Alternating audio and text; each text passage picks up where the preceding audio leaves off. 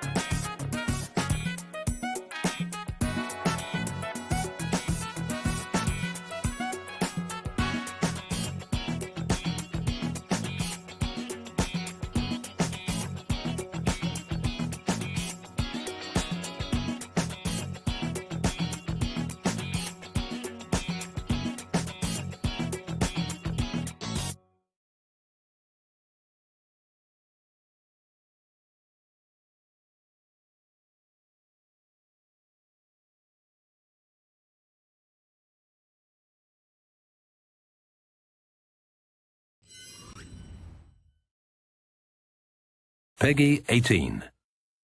Actually, this game has not been rated by Peggy, but it does contain graphic violence and probably shouldn't be played by anybody.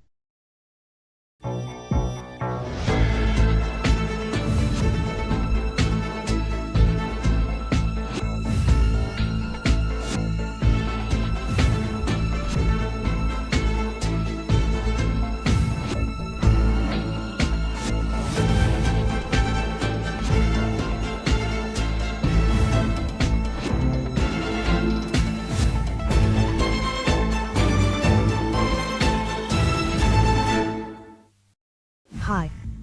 Minimal dialogue. 12 join. 11 die. GL, HF.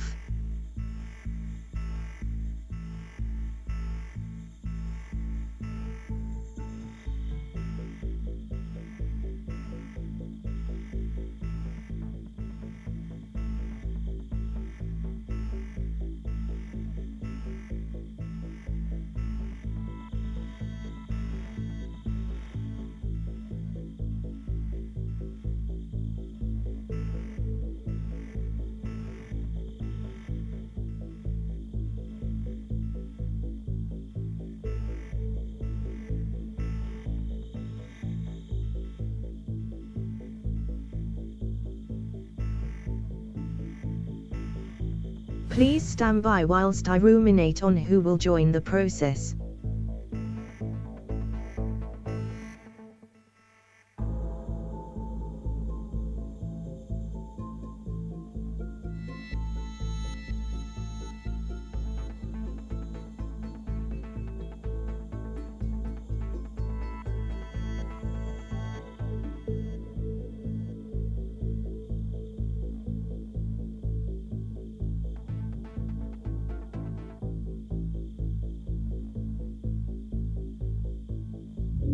Flemily has joined the process. Cola has joined the process. Nebula has joined the process. Opsy has joined the process. Matt has joined the process. Colin has joined the process. Marcini has joined the process. Silver Electron has joined the process. Unwarranted Beef has joined the process. Abm208 has joined the process. JB has joined the process. Clive has joined the process. You will face 11 multiple choice questions. Answer on your devices. One player who answers incorrectly will be eliminated at random. In the event all players are correct, everybody is up for elimination. I have decided that it is far more fun for me if you don't know your fate until after it has happened. Therefore, I will not tell you the answer, nor whether you were correct until after elimination has taken place. Isn't this fun? For every correct answer, you will receive 50 pennies. The player who survives the process will receive an additional 500 pennies. Good luck. Get ready for the question.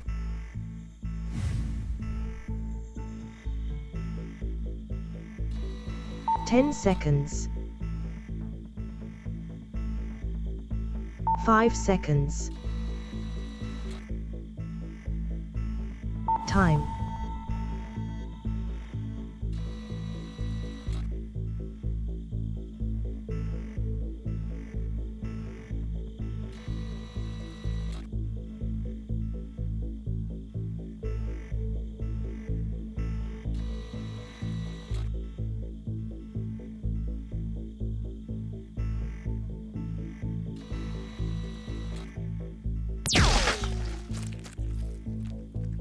The correct answer was, a Minecraft movie. 1 out of 12 players were incorrect. You appear to have gotten some brains on the carpet, Colin. We will be billing your estate in the fullness of time.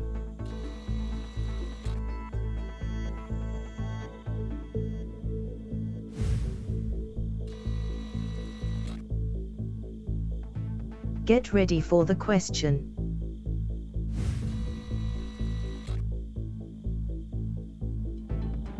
"10 seconds.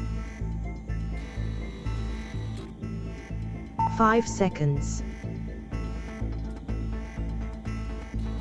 Time.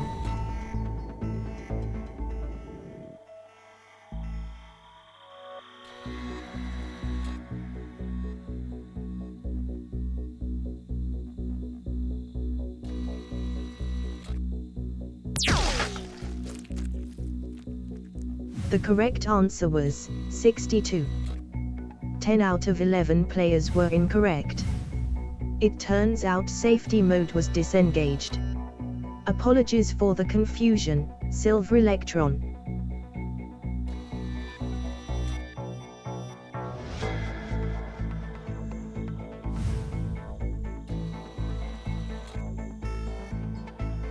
Get ready for the question.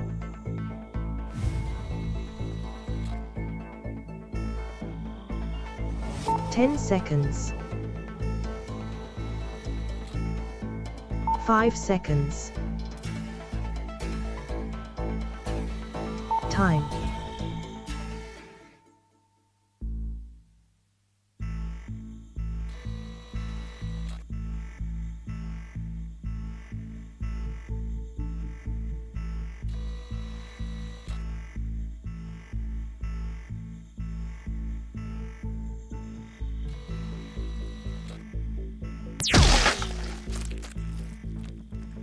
The correct answer was, My Fair Lady. 3 out of 10 players were incorrect. Thank you, Marcini, for volunteering to test the targeting system. You will be pleased to know that it still works.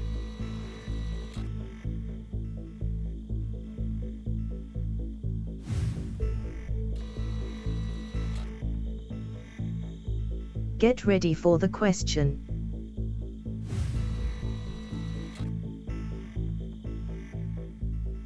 "10 seconds. 5 seconds. Time."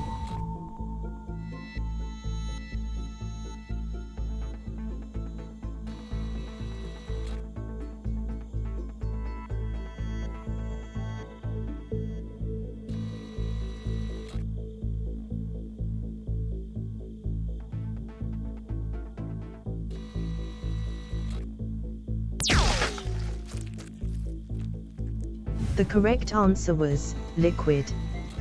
5 out of 9 players were incorrect. The experimental reduction to atoms program was a complete success. Please enjoy the experience, JB.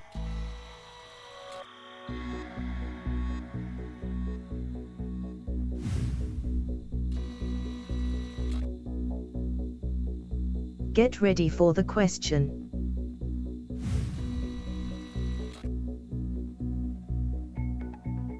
"10 seconds. 5 seconds. Time."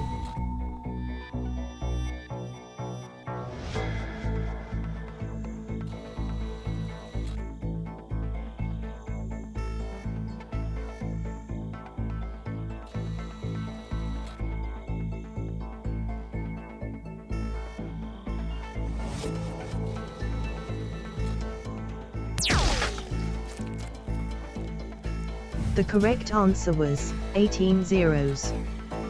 2 out of 8 players were incorrect. This process can really take it out of you. Nebula knows that for sure.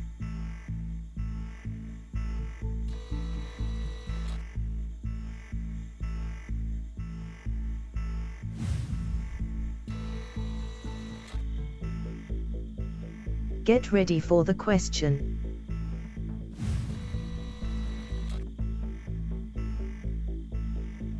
"10 seconds. 5 seconds. Time."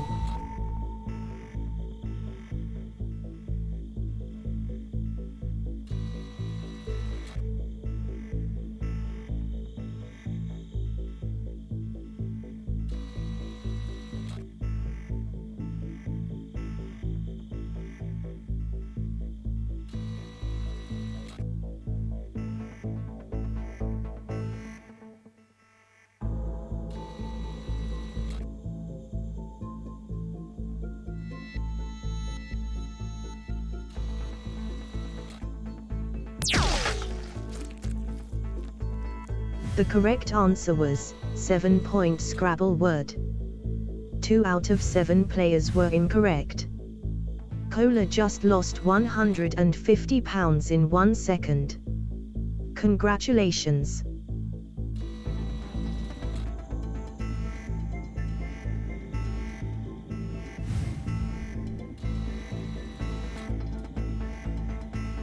Get ready for the question.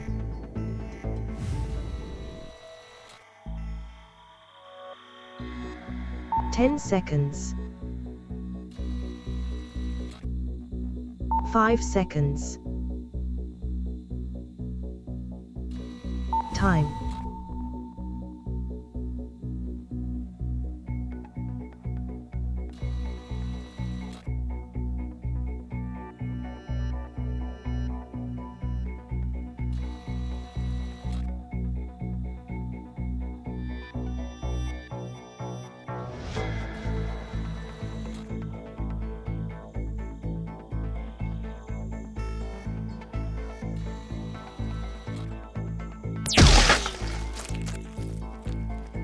The correct answer was American Civil War.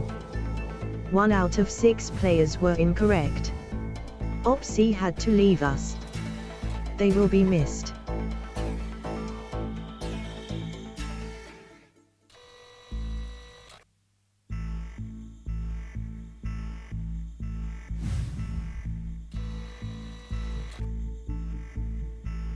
Get ready for the question.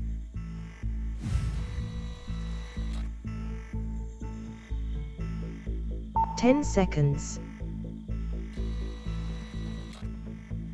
5 seconds. Time.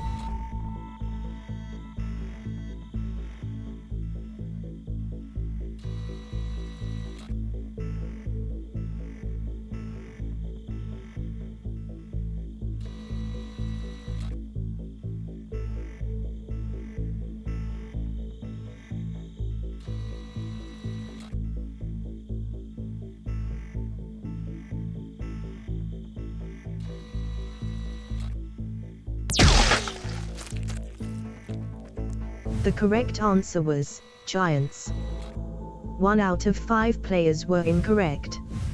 So that's what Clive would look like if they were turned inside out. Good to know.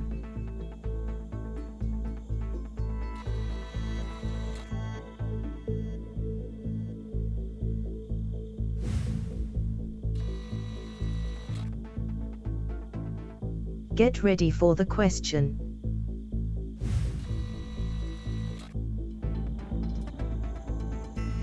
Ten seconds. 5 seconds. Time.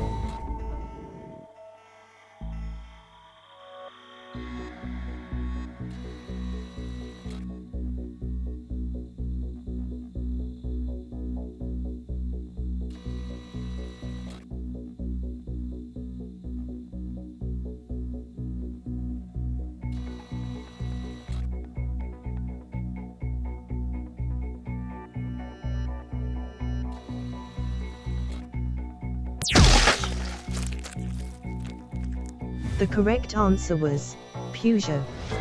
All 4 players were correct.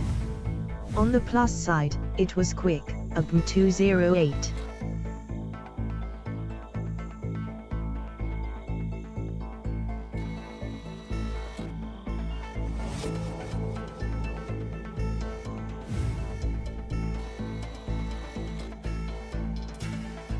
Get ready for the question.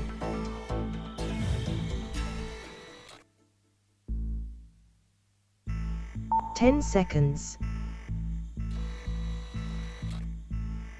5 seconds. Time.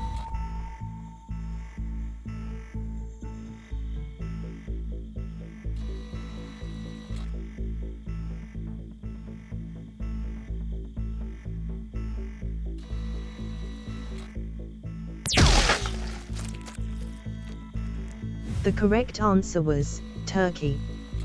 All 3 players were incorrect. Let us have a moment of silence for our fallen comrade Flemley. Thank you for the respectful moment of silence.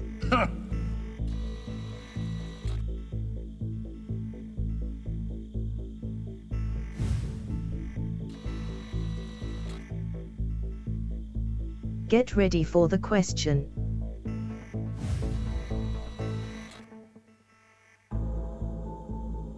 "10 seconds. 5 seconds. Time.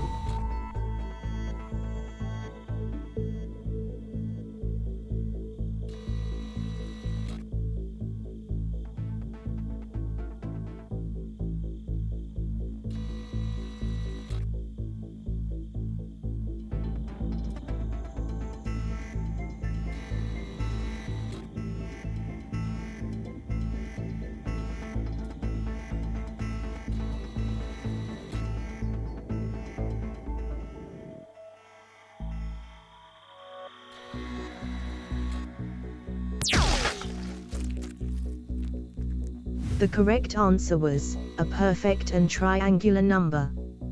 All 2 players were incorrect. What is human, had 2 legs and dies when shot with a laser? Unwarranted beef. Ha, ha, ha.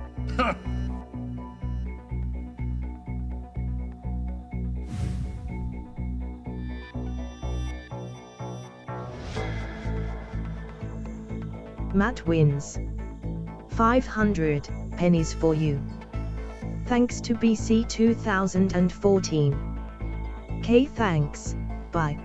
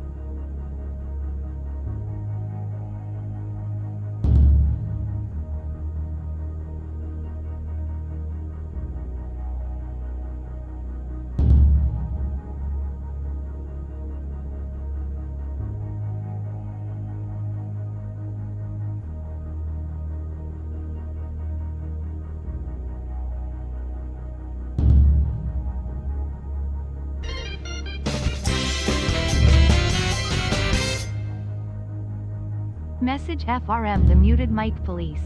You.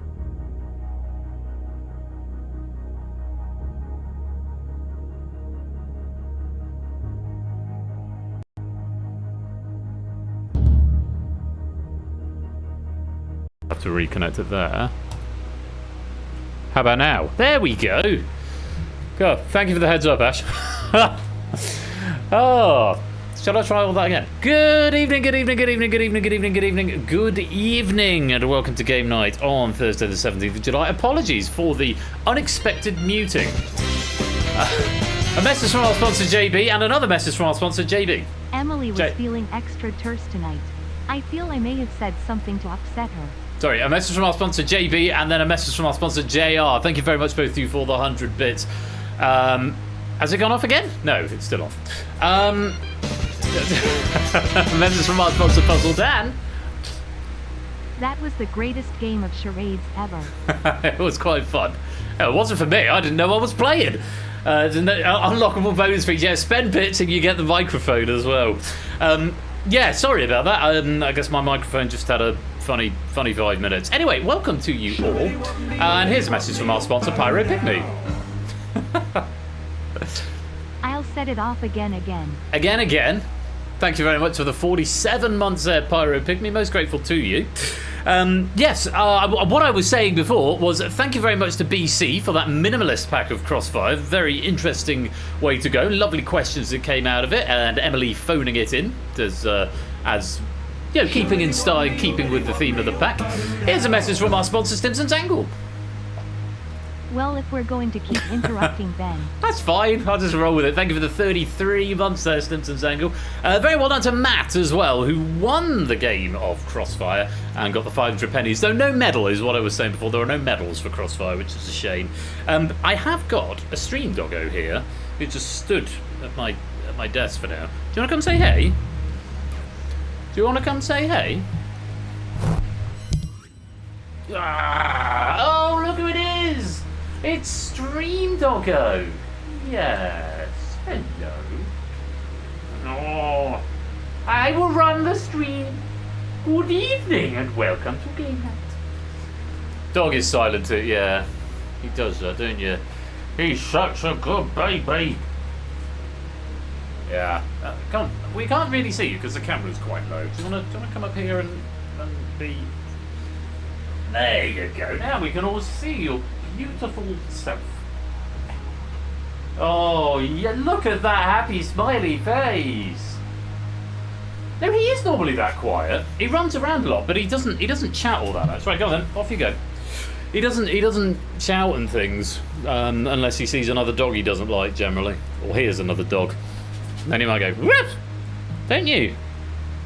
Anyway, on with the show we must go. On with the show we must go.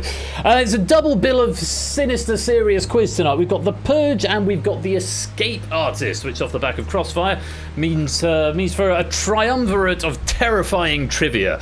I just made that up. I'm quite happy with myself.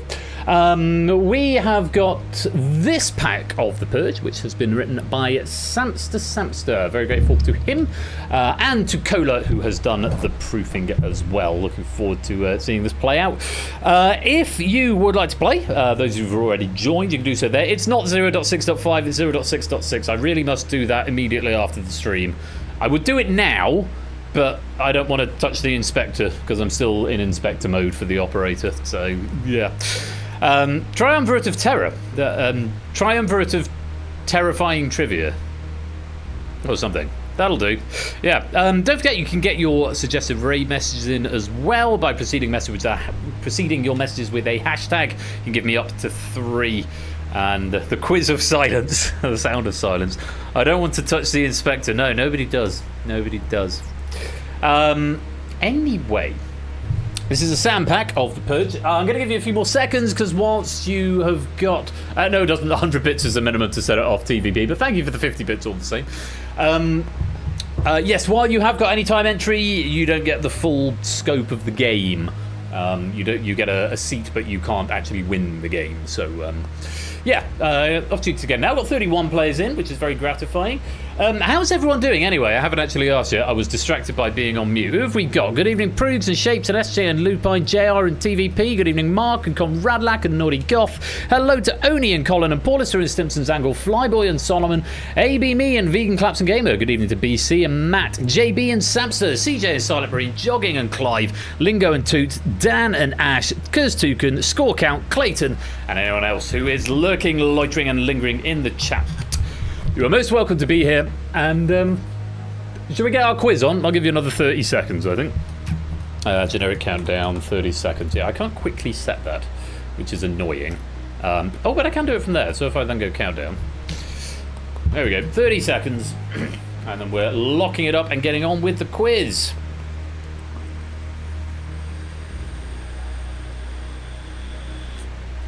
So yes, do come join.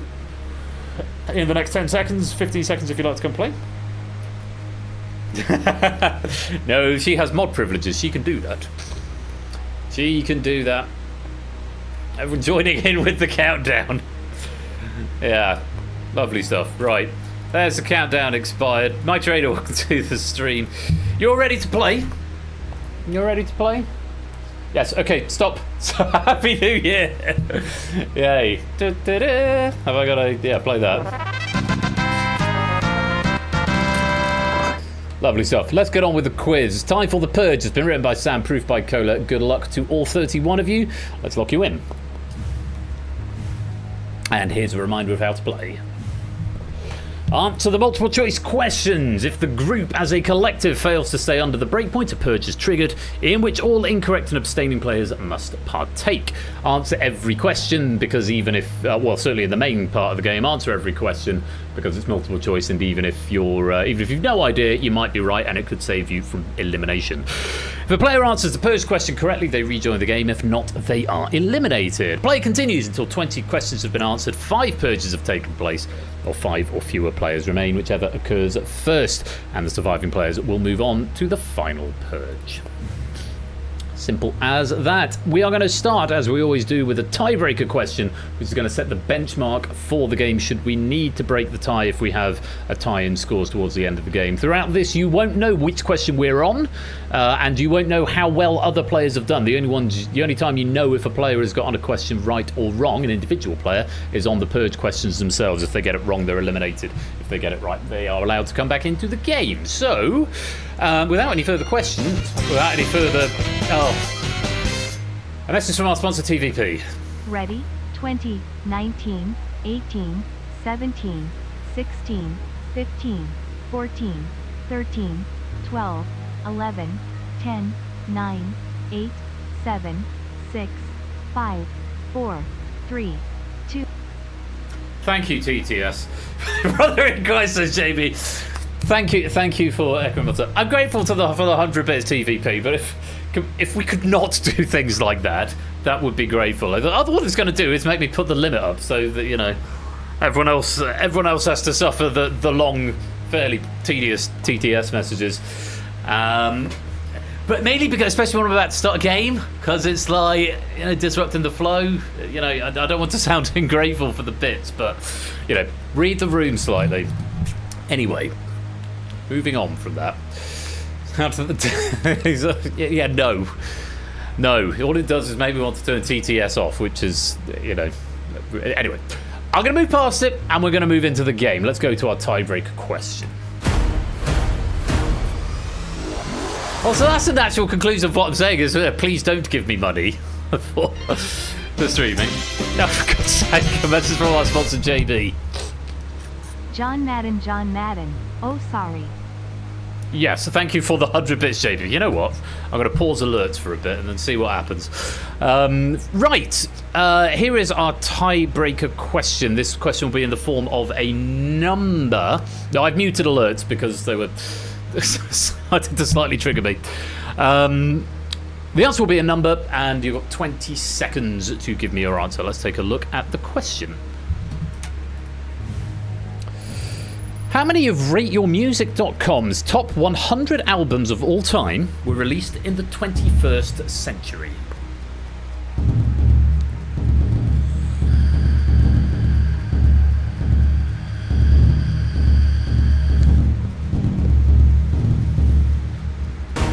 time. Nice, limited sort of question to begin with. It's going to be between 0 and 100. The correct answer was 23. Apparently this will need double checking the day before for any major movement by scrolling through the first 3 pages of Rate Your Music's list. But 21st century started on the 1st of January 2001, not 2000. But there are 23. I don't have the names of them all here, but I am assured that is the number. So, however far away from that number you were, that will be your tiebreaker score. If you didn't give me any answer, you'll be given int.max value, which is not something that you want. So you get a Brucey bonus for being spot on. There's a couple of people who are 1 away that I can see. I won't say who. Yeah, Lupine was indeed bang on. It's nice of you to volunteer that, I can confirm. Right. Breakpoint starts at 50% in this game. If more than 50% rather are incorrect, we will trigger our first purge. Hope it doesn't happen on this first question. Let's take a look. 2 options to start us off, and they are Manchester, Birmingham. The busiest railway station in Britain outside of London, New Street, is located in which English city?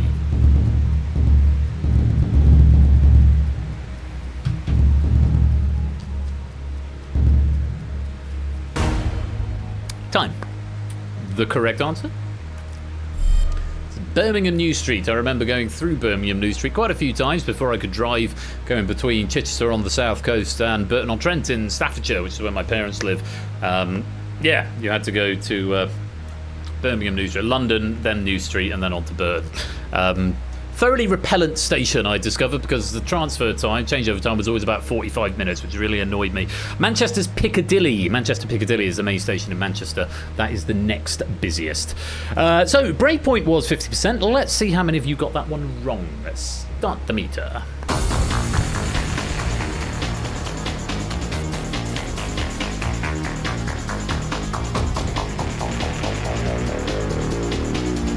Bloody hell. It's a scary start, isn't it?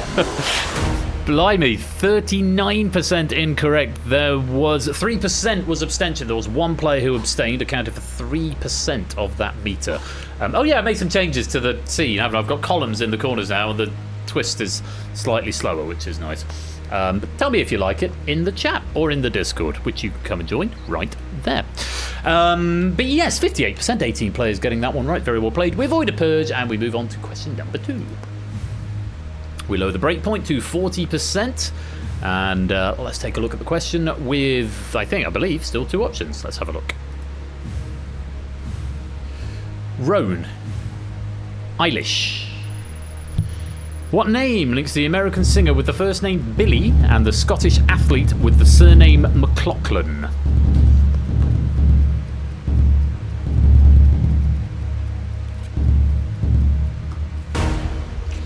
And that's time, and the correct answer.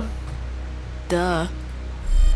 Love an opportunity to press that button. It's Eilish, Billie Eilish, and I guess Eilish McLaughlin would be the way that works. I guess I don't have any further notes to offer you on that one, and I can't just riff on that subject, unfortunately. But yes, Eilish was the correct answer. Topically relevant soundboard. Comes up once in a blue moon, I get to press that button. It's always a pleasing moment when it does. Breakpoint's 40%. How many of you were wrong? Start the meter.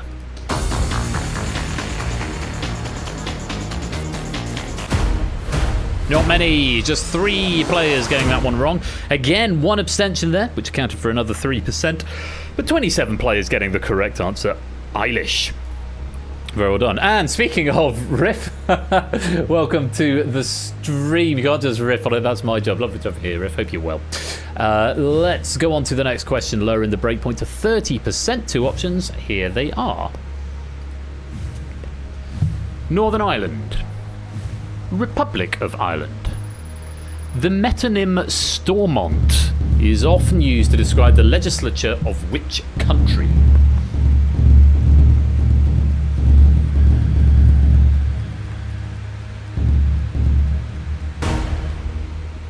Time. The correct answer is Northern Ireland. It is one of the devolved nations of the United Kingdom, and yes, their legislature is known as Stormont. Republic of Ireland, I can't remember, but I know they have a Taoiseach, which is not spelt anything like it sounds. Or a Taoiseach, if you're the former Prime Minister of the United Kingdom of Great Britain and Northern Ireland. 30% is the break point. Let's find out how many of you were wrong. Start the meter.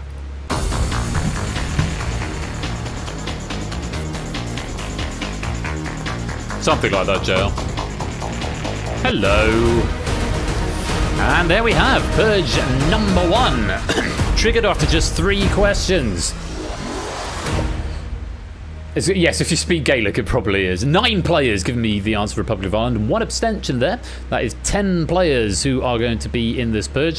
32% incorrect altogether. If that 1 abstainee had given a random guess, there was a 50% chance we could have avoided that purge, but alas, it is not to be. So for 10 players, you're about to fight for your life. For the 21 who got that correct, you may still answer this question for bonus pennies at the end of the game, but you are under no obligation to. Let's find out which 10 players are going into Purge number 1.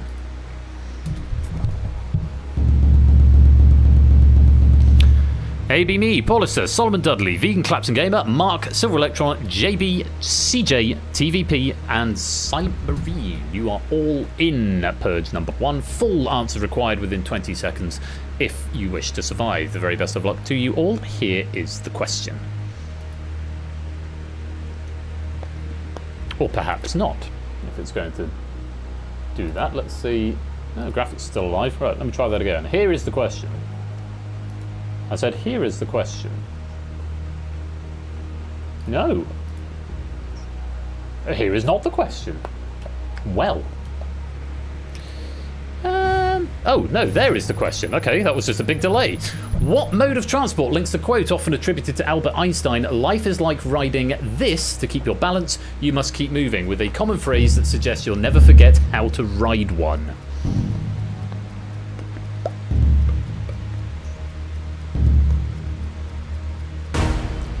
I've absolutely no idea what happened there. There was just a massive delay. Graphics were still alive because I can still roll over names. It sent the payload out of the operator, and just there was just a huge delay. Even F1 on graphics didn't work. So, you were supposed to be able to answer if not in the Purge. Yes, something has obviously gone slightly awry there, but yes, you should have been able to answer. Anyway, I'm slightly blindsided by that. Let's see if I can regain some composure and see how we got on. What mode of transport links the quote often attributed to Albert Einstein, life is like riding this, to keep your balance you must keep moving, with a common phrase that suggests you'll never forget how to ride one? The correct answer is bicycle. Bicycle is what we wanted. Michael, welcome to the game. You're going to have a permanently blue chair because of a graphical bug in the game. Let's find out, and welcome to the stream as well, who was correct and who was not. It's like riding a bike, you'll never forget, it says here. Now, I have got a couple of condones to do here because we've got answers from Paulister and AB Me, who have said a bicycle. So, AB Me, I can allow a bicycle. That's fine. Paulister also said a bicycle. I will allow that as well.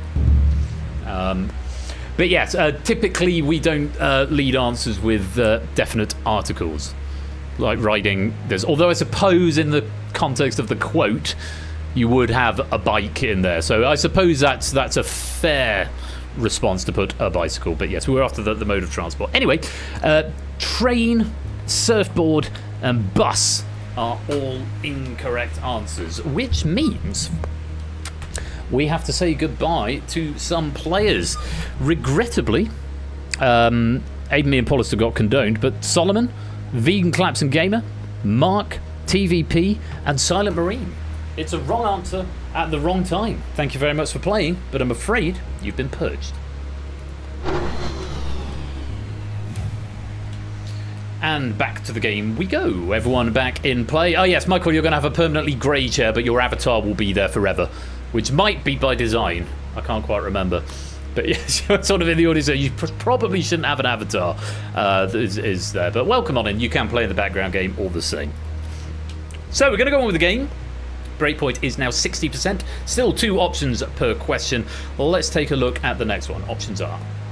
Yes, bike and cycle would both have been acceptable answers. Let's take a look. P. Pod. Which of these words form an ambigram when written in many fonts, including the one on graphics? And in the universal controller, for that matter.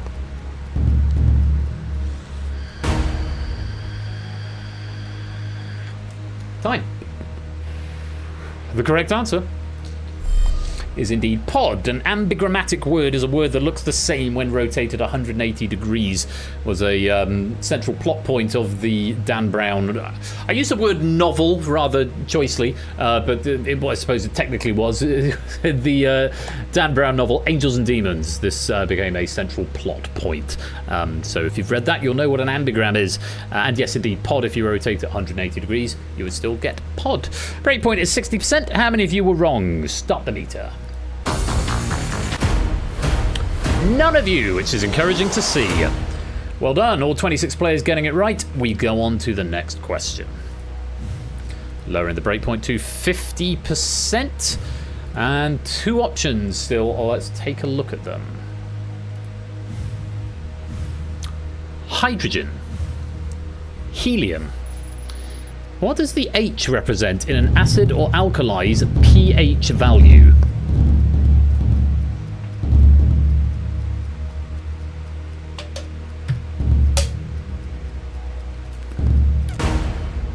Time. The correct answer was hydrogen. It means potential of hydrogen ions. More ions equals more acidic. Ions spelled I-O-N-S, not I-R-O-N-S. More ions equals more acidic. It's a logarithmic scale, meaning, for example, an acid of pH 2 would be 10 times stronger than that of pH 3, or 100 times stronger than that of pH 4. So yeah, the difference between 1 and 2 is significantly greater than the difference between 2 and 3, and so on. So there we go. Very well done if you got that. Let's find out who did get that one right, and who, more importantly, who got it wrong. Breakpoint is 50%. Let's take a look. Start the meter.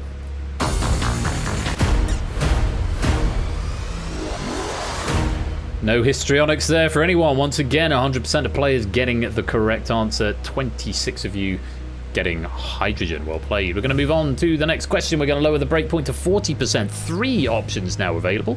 Let's take a look at them. Wii, Xbox, PlayStation. The iToy and the Move are former peripherals for which series of video game consoles?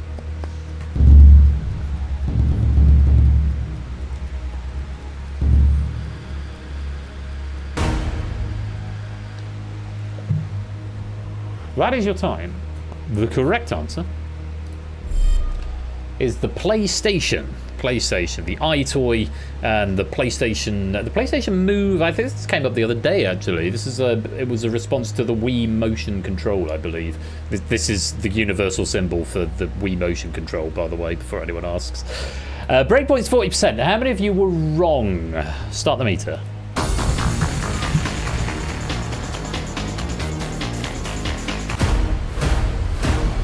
Okay. 3 of you going wrong, and 1 player abstaining. Curiously, the 3 wrong answers were all the same wrong answer. The 3 incorrect players all went for the Wii on that one. But I won't say who they are, because that is part of the fun of the game. 1 abstention as well, meaning 85% were correct, and we can move on. Lowering the breakpoint to 30%. Well, let's see how we fare with this next question. 3 options, here they are. Ella, Olivia, Ali. Which of these names does not become a country if you add a letter to the start of it?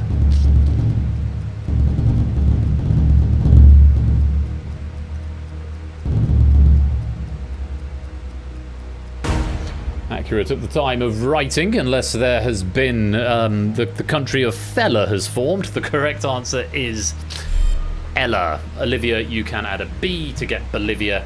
Ali, you can add an M to get Mali. And another fun example from Samster here is Enya. You can add a K to get Kenya. What larks, what japes. Right, Ella was the correct answer. Breakpoint is 30%. Let's find out how many of you were wrong. Start the meter. You're going well. Another 100%. Very well played to all 26 players. We go on to the next question. We lower the breakpoint to 20%. Getting rather close to the base. Let's see if we get on well with this one as well. 3 options. Here they are. Gemini. Virgo. Leo. What is the name of Google's AI chatbot?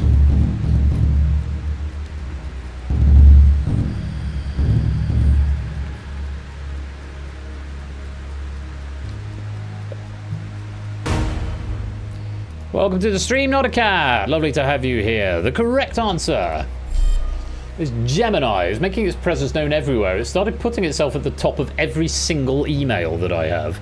And summarizing the thread, which is a highly annoying thing because it's regularly getting things wrong. And as you may suspect, I'm currently in the process of some fairly high-level IRL stuff. And yeah, it's quite annoying that it keeps summarizing things wrong. I really must look up how to switch it off. Anyway, breakpoint is 20% now. Let's find out how many of you were wrong. Start the meter.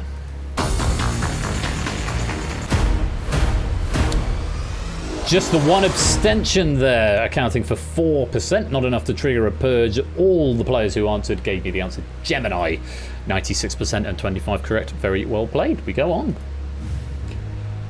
Lowering to 10% now.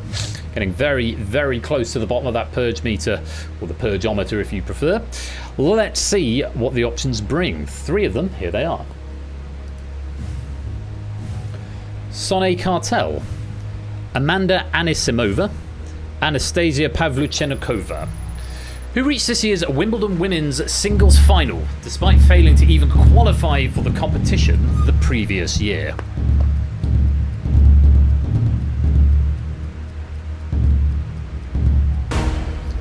Time. How was my Russian? Pavlyuchenkova, I think is the pronunciation. I didn't do badly. I did watch a lot of Wimbledon this year though, because I was off work for the first week of the tournament of the competition. So yeah, I enjoyed it a lot, and I watched quite a few of it. I think I watched 2 out of 3 of these players. I don't think I saw Pavlyuchenkova, although I may have done and just forgotten.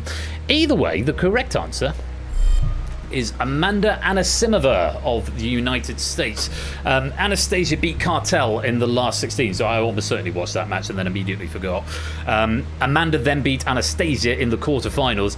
The big story around this is Amanda Anisimova took out the #1 seed Sabalenka in the semi-finals, and then in the final ended up losing 6-love to Iga Swiatek, which hasn't happened since like 1930 something. I think it was just the pressure of the game, and it was I actually felt quite uncomfortable watching the women's final, because after about a set and a half, most of the commentary was just sort of like, oh, isn't this awful for her? Oh, maybe she can make it to an hour. And I'm like, you're sort of taking away from Iga Swiatek, who's playing a really, really good game of tennis here. And anyway, but yes, there we go. Amanda Anisimova was the name of the semi-finalist, the finalist rather, and yes, failed to even qualify last year, but I'm sure she will be back. Anyway, there you go. That's my tennis report. You're all very welcome. Let's find out how many of you were wrong there. Breakpoint's down at 10%. Oh, you should take a year off for mental health break. Yes, that sounds familiar actually. Anyway. Yes, back to Ben in the studio. 10% is the breakpoint. Let's find out how many of you were wrong. Start the meter. Not many, but enough to trigger that second purge. 20 players give me the correct answer, 77%, but unfortunately too many were incorrect. 2 going for Sonny Cartel, 3 going for Anastasia Pavlyuchenkova, and 1 player can abstained on that question, which means that 6 players will be in this second purge. To the 20 players who got that one correct, you may still answer for bonus pennies later on, but you're under no obligation to. But for the 6 players who were incorrect or abstained, you must give me a full answer if you want to stay in the game. Let's take a look and see who is in purge number 2. Paulister, Matt the Sprat, Puzzle Dan, Silver Electron, Optimat, and Prues. You are in the second purge. Full answer required within 20 seconds.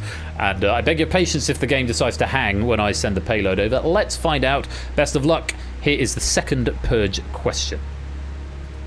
No, it's fine this time. What mind sport is a keen interest of many celebrities, including footballer Eberici Eze, musician Pink Pantheress, and the actor Arnold Schwarzenegger?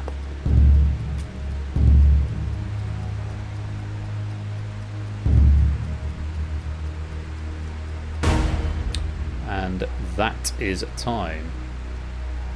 Mind sports, Ben. What? Why am I not wishing I was in this purge? I wouldn't have had a clue on this, if I'm being completely honest. Oh, you're talking to BC. I see, fine. Yes, what mind sport is a keen interest of many celebrities, including footballer Eberici Eze, possibly, musician Pink Pantheress, and the actor Arnold Schwarzenegger? The correct answer was chess. Eze won £15,000 in an online chess tournament once. Pink Pantheress won a trophy at the Under-25s Chess Grand Slam tournament, and her aunt is the 5 times British women's champion. Susan... is that International Master? Susan Lalick. Or Lalich, possibly. Arnie just seems to like chess and had a tournament named for him. That's quite sweet, isn't it?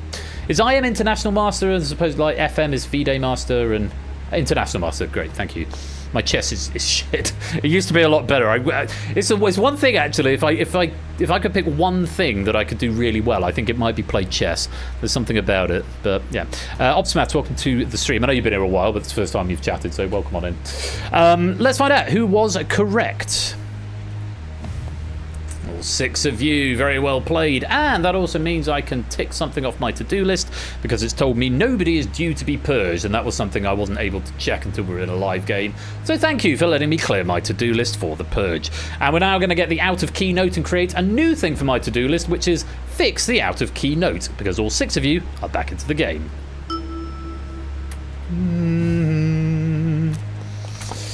Purge.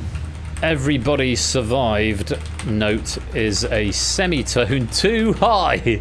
The note is too damn high. Just a semitone. Yeah, I need to bring that down. It should be on that note there. Anyway, my musical peculiarities notwithstanding, I think it's time to get on with the game. Everyone is back in. The break point is now 70%, so we add 10% on from where it reset to last time. We've still got 3 options. Let's take a look at them. Sedimentary, igneous, metamorphic. What type of rock can be extrusive or intrusive, depending on whether they form from lava that cools quickly or from magma that cools more slowly?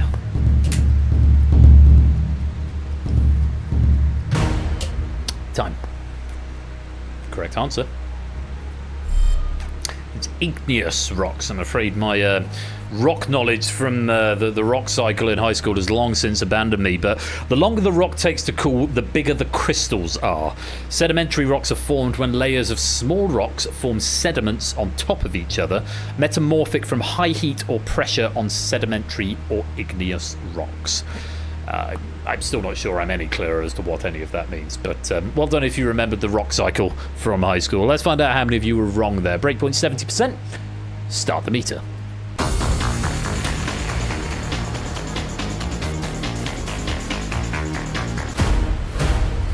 Pretty good. No abstentions there. Just 5 players going for metamorphic. All of the other 21, 81% getting the correct answer of igneous. Very well done. On we go. Lowering the breakpoint to 60%. We're going to add an extra option into the mix, so you've got a choice of 4 now. Let's take a look at the options for our next question. Parasite, Everything Everywhere All at Once, Oppenheimer, The Lord of the Rings, The Fellowship of the Ring. What film topped the New York Times' list of the 100 best movies of the 21st century, released earlier this year? As in, the list was released earlier this year.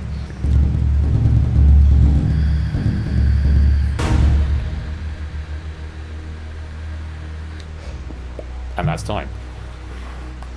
It's an unnecessary qualification because none of those films was released this year. Yes, the list released earlier this year. What film topped the New York Times' list of the 100 best movies of the 21st century? What do you got saying the most overrated of the four? Well, I've only seen two of them, and they're both incorrect answers. The correct answer is Parasite, which someone said to me is overrated, but I haven't seen it, so I can't quantify that. None of them were released this year. Parasite was that was the 2020 Oscars, so 2019. Everything Everywhere All at Once, I think, was 2023, possibly 2022. Oppenheimer was 2023. Fellowship of the Ring was 2021. No, 2001. I beg your pardon. But yeah, Fellowship of the Ring clocked in at 87. Everything Everywhere at 77. Oppenheimer at 65, and Parasite at the top spot. Who'd have thunk it?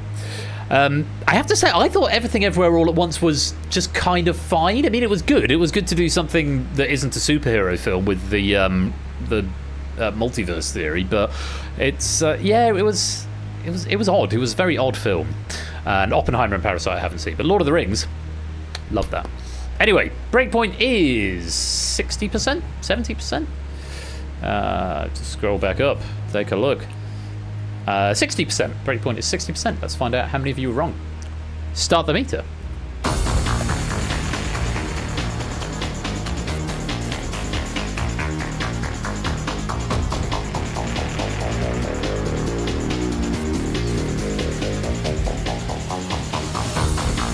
Still climbing.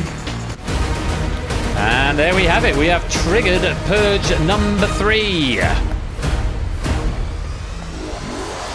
Just 7 people getting it right. 9 players going for Everything Everywhere, 7 for Oppenheimer, 3 for Lord of the Rings, and just 7 players getting the correct answer of Parasite there. So here we go. We are going to have 19 players in Purge number 3 fighting for their survival. Let's see who is going to be in this third Purge.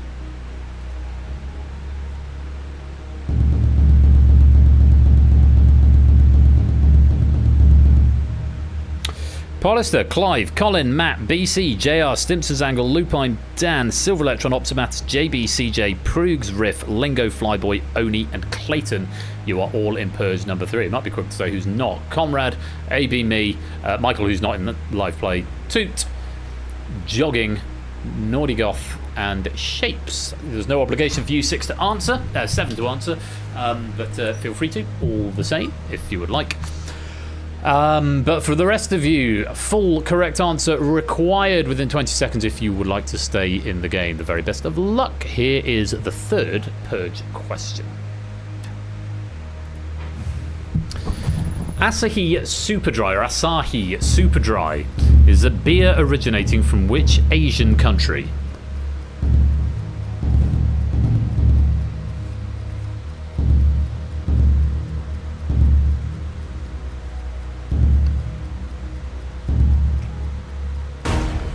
Time. Is it Asahi? I have a feeling it's a long A in the middle. I've drunk this a few times. It's a long A, Asahi.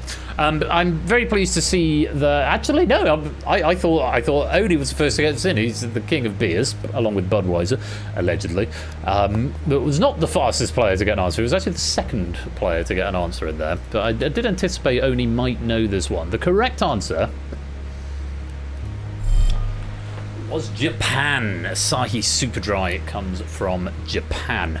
I think I've probably had that at a curry house before, which seems odd because it's not.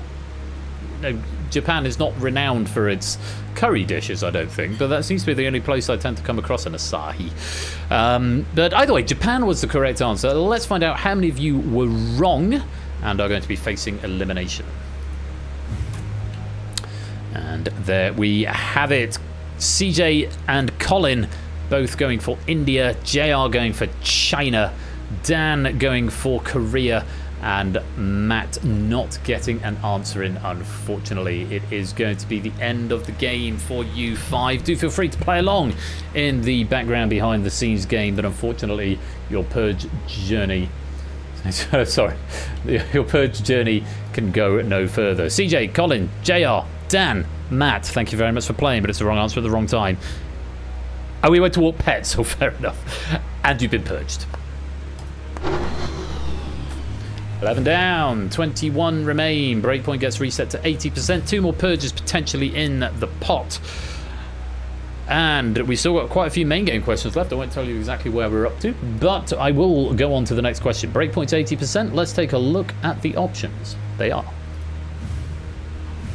club, heart, diamond, spade. What term is used to describe a sandwich that consists of 3 slices of bread rather than the traditional 2?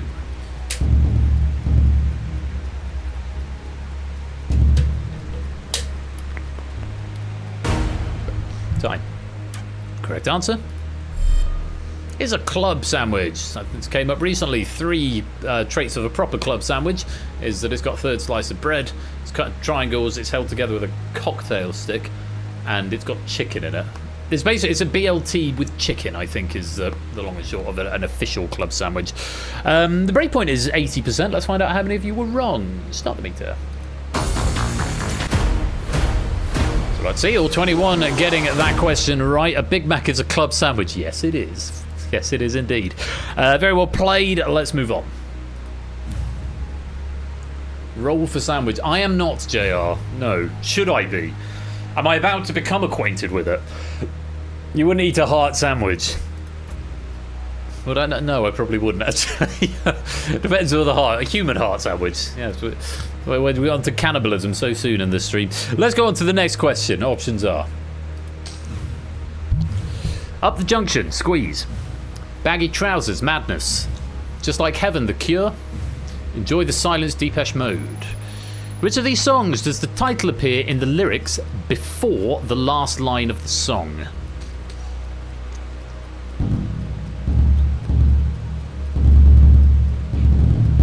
Bite size. I like bite size. I can handle bite size. Time. In which of these songs does the title appear in the lyrics before the last line of the song? Would it really mean to have put Panic by the Smiths in there, Stam? Because obviously the last line of that 32 times is Hang the DJ, but of course it's not the name of the song, and Panic is the first word of it. But I digress. The correct answer, Baggy Trousers by Madness. Baggy Trousers heard in verse 3 in the line Baggy Trousers, Dirty Shirt, way before the end of the song, and it's repeated multiple times in the final verse. The other 3 are genuinely the last lines of each song, and the only time they appear in the song at all. I have to say, I don't know if I could hum the other 3 to you. I've heard of Squeeze, The Cure and Depeche Mode, and I probably would recognise the songs, but going in cold, I'd struggle to hum them. Such is my ignorance of 80s music. I think they're 80s. Anyway, the answer is Baggy Trousers by Madness. How many of you got that one wrong? Breakpoint is 70%. Let's find out. Start the meter.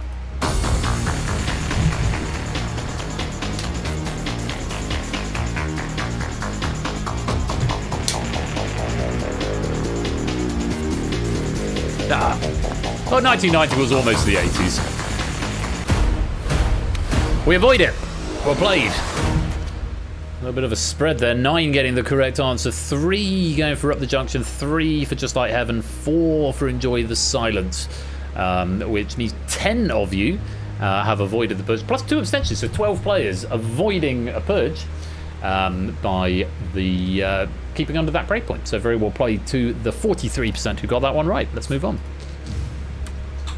They're in the breakpoint, now down to 60%. Still 4 options. Let's take a look at them. Thank you, my sweet. I have more cider.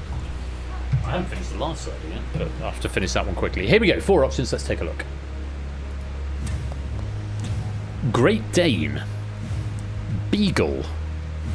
Australian Cattle Dog. Portuguese Water Dog. The children's cartoon character Bluey is what breed of dog? Dexter loves Bluey.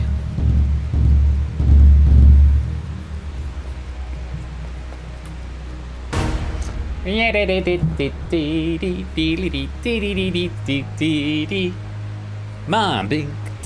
it's so good. It's so good. I love it. The correct answer is, of course, Australian cattle dog.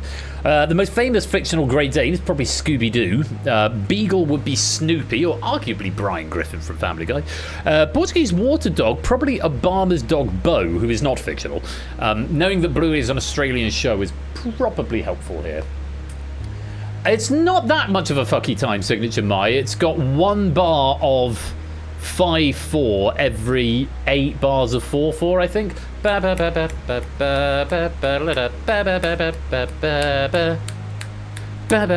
Yeah, it's every 4 bars. 1 bar of 5/4 every 4 bars of 4/4, or 3/4/4, 17/4 if you want to think of it like that.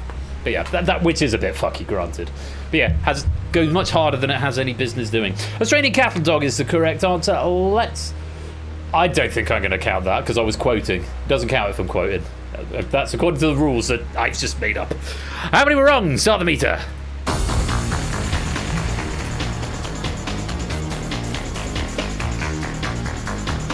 Have you a flag? Thank you, Clayton, for getting that reference. I appreciate that. Yes, that's the rules that I've just made up, but I'm backing it up with this gun that I've known to me by the National Rifle Association. Yeah, what was I doing? Yeah, 16 players getting that right. 24%. 154 for every 4/4. Yeah. 24% incorrect. No abstentions there. Just 2 going for Beagle, 3 for Portuguese water dog. 76% getting the correct answer. Very well done. Let's go on to the next question. Lower the break point down to 50%. And take a look at the 4 options associated with it. Options are Kingsley Amis, Sebastian Faulks, Anthony Horowitz, Charlie Higson. Which of these writers published more than one official continuation of the James Bond novels?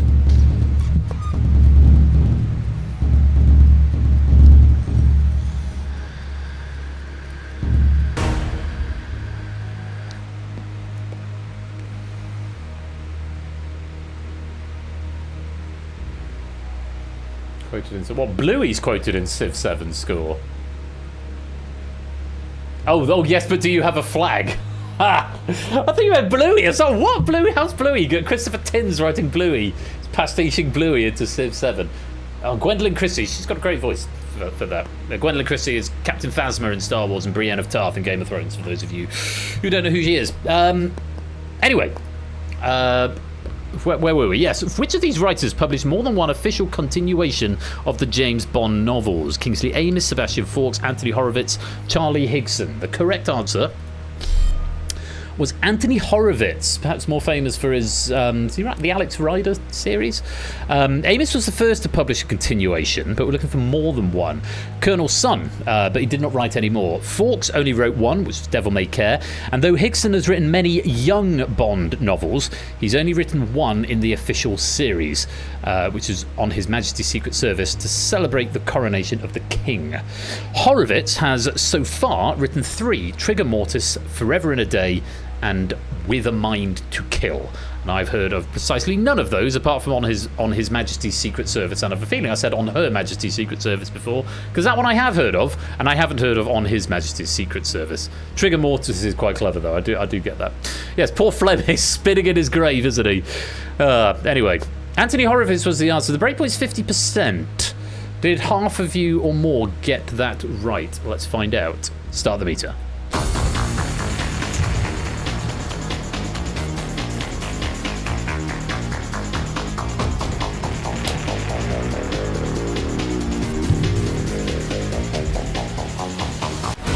You did not.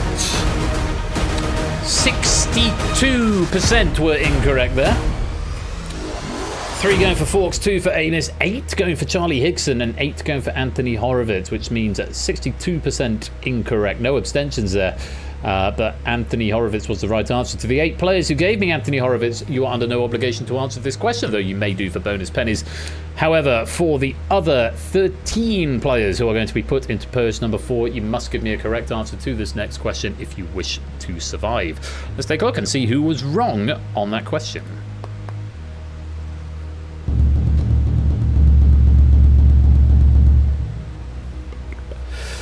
ABME, Clive a Legend, Simpsons Angle, Lupine, Toot, Opsimat, Proogs, Jogging, Riff, Lingo, Flyboy, Kirstuken, and Shapes. You are all in Purge number 4.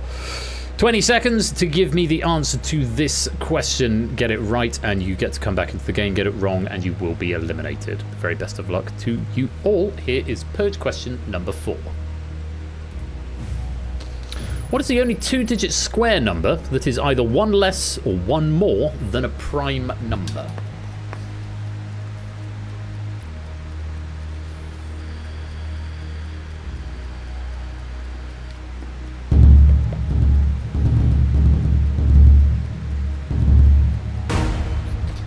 A lot of thinking happening there, a lot of late answers to the point where I was starting to worry if anyone had got the payload. But the answers did come in. What is the only 2-digit square number that is either 1 less or 1 more than a prime number? Yeah, quick math is being a killer tonight. The correct answer is 36. 1 less than 37, which is a prime number.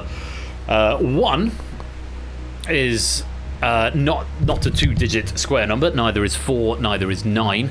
16. Oh, hello. Thank you, Lewis. I was just thinking that. Yeah. Yeah, 16 would work, because 16 is a 2-digit square number that is 1 less than 17, which is prime, which means anyone who's put 16 and is being told you're wrong, I will authorise that afterwards. Just going to go through the rest. 25, 24 and 26 both even. 36, 35, 37 is prime, so that is a correct answer. 36 is the one on the card. 36, and then 7 7s are 49, so even either side. And then 8 8s are 64. 63 is divisible by 9, and 65 is divisible by 5. That's 8 8s. 9 9s is 81, so even either side, and 10 10s is 100. So, yeah, apologies that seems to have snuck through. My bad on that. No worries, Sad. Don't worry about it, mate. These things happen. Let's take a look at who was correct, and bear in mind, I will condone anyone who gave me the answer 16, because that is also a valid answer. Let's take a look. Well, Riff, Lupine, and Lingo all gave me the answer 36. I've got 49s from Toot and Clive. I've got an 81 from Flyboy and Opsy, which I can't condone. I've got 64s from Shapes and Proogs. I've got a 42 from Simpsons Angle, which is, I think does have a prime either side, but is unfortunately not a square number. Kursuka gave me 10, also not a square number. AB.me gave me the answer 16, which I will allow because it's correct. AB.me, you hang on. 64, 16, 10, 42, 64, 81, 49, 81, and 49. All of them are incorrect. In the dead zone, I can't condone because you haven't got a seat anymore, unfortunately. There's some games I can. Escape Artist I can condone in the dead zone, but unfortunately not outside of it. So apologies if I've just robbed you of 20 pennies. I am covered in shame. Oh, that's my bad. 7 times 7 does equal 42. I subsequently no, it doesn't. 7 6s I think are 42. Map pennies. How rude. How rude. Anyway, AB.me, you do survive that question, but unfortunately, Clive, Simpsons Angle, Toot, Opsimat, Proogs, Jogging, Flyboy, Kursuken, and Shapes. It's a wrong answer at the wrong time. Thank you very much for playing, but I'm afraid you have been purged. Toot going out on a maths question. Who'd have thought it? Anyway, we reset the breakpoint. It's up to 90% now. We've still got 12 players in live play. Potentially one more purge to go before the final purge. And we've still got a handful of main game questions left. So let's see what happens with our 12 remaining players and Pyro and Michael, who are represented there. You've got the purple chair for now, Pyro, but I think you'll lose it in a minute. It should go grayscale in a sec. But Pyro and Lewis, welcome both of you to the stream. Let's take a look at our next question and the options that come with it. Let's take a look. Options: James Callaghan, Harold Wilson, Edward Heath, John Major, Margaret Thatcher. Just 3 years after stepping down from the role, which former Prime Minister attempted to host a TV chat show with disastrous consequences?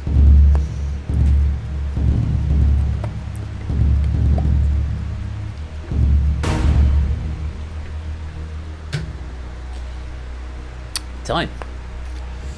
The correct answer was Harold Wilson, which I must say I had no idea about. To milk her fame. Yeah, the show was called Friday Night, Saturday Morning. He was given 2 episodes before getting the boot. His first saw him labouring over what to ask Harry Seacombe.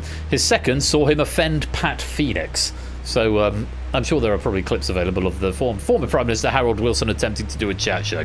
Harold Wilson was the right answer. 90% breakpoint. Let's find out how many of you were wrong. Start the meter.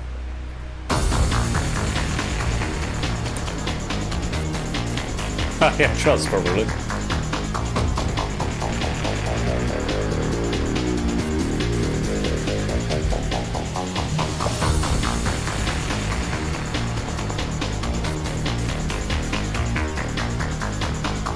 Well, hello. Wow.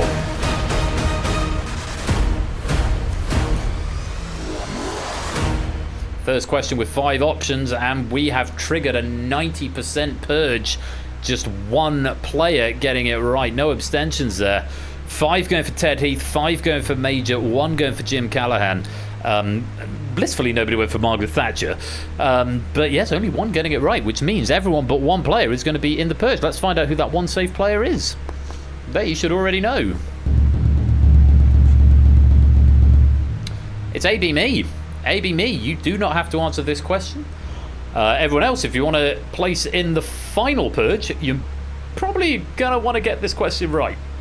And even that doesn't guarantee it. Depends how many get it right, how many survive, and various other factors as well. But this will be the 5th purge, which means we are going to the final purge after this. We'll forego the final 4 questions of the pack. We got through 16 out of 20 and 5 purges. So let's see what happens with this. 20 seconds to give me a full answer. Polister, BC, Nordigoth, Conradlac, Lupine, Silver Electron, JB, Riff, Lingo, Oni, and Clayton. You're all in this purge. The very best of luck. And welcome to the game, Vertigo.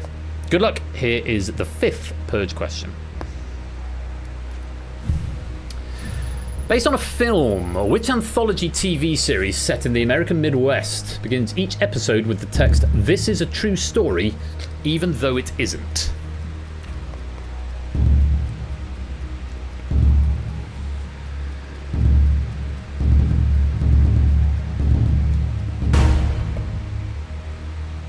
Time.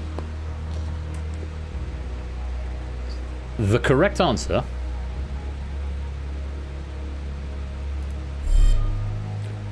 is Fargo, which I must say I've not seen before and have no further notes to give you. If you gave me Fargo, you've got a chance of getting through to the final purge. If you did not, you are going to be eliminated. Who was right? Who was wrong?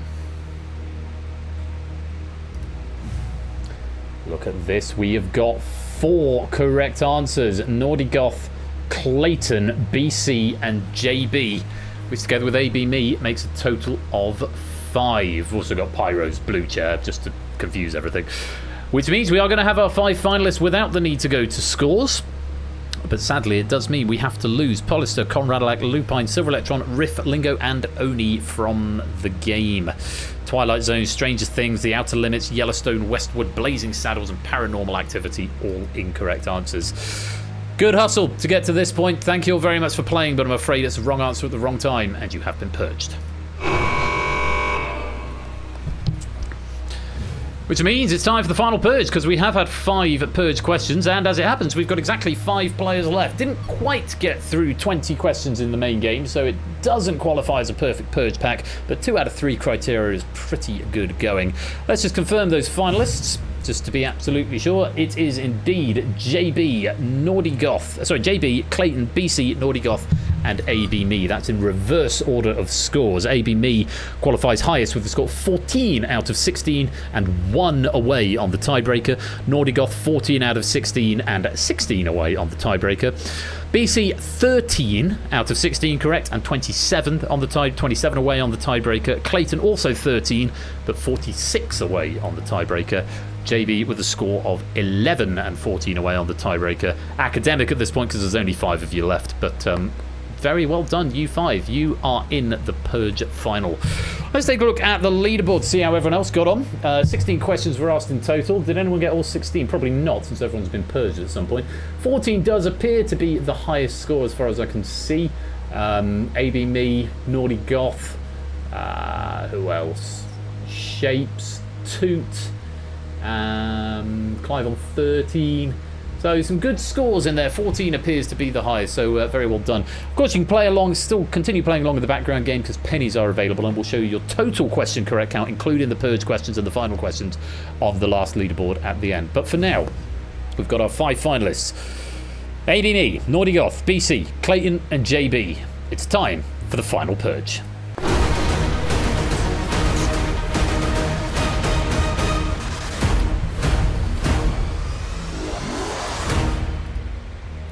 Okay, finalists, welcome to the final purge. And let me just take this opportunity to very quickly check your medal cabinets.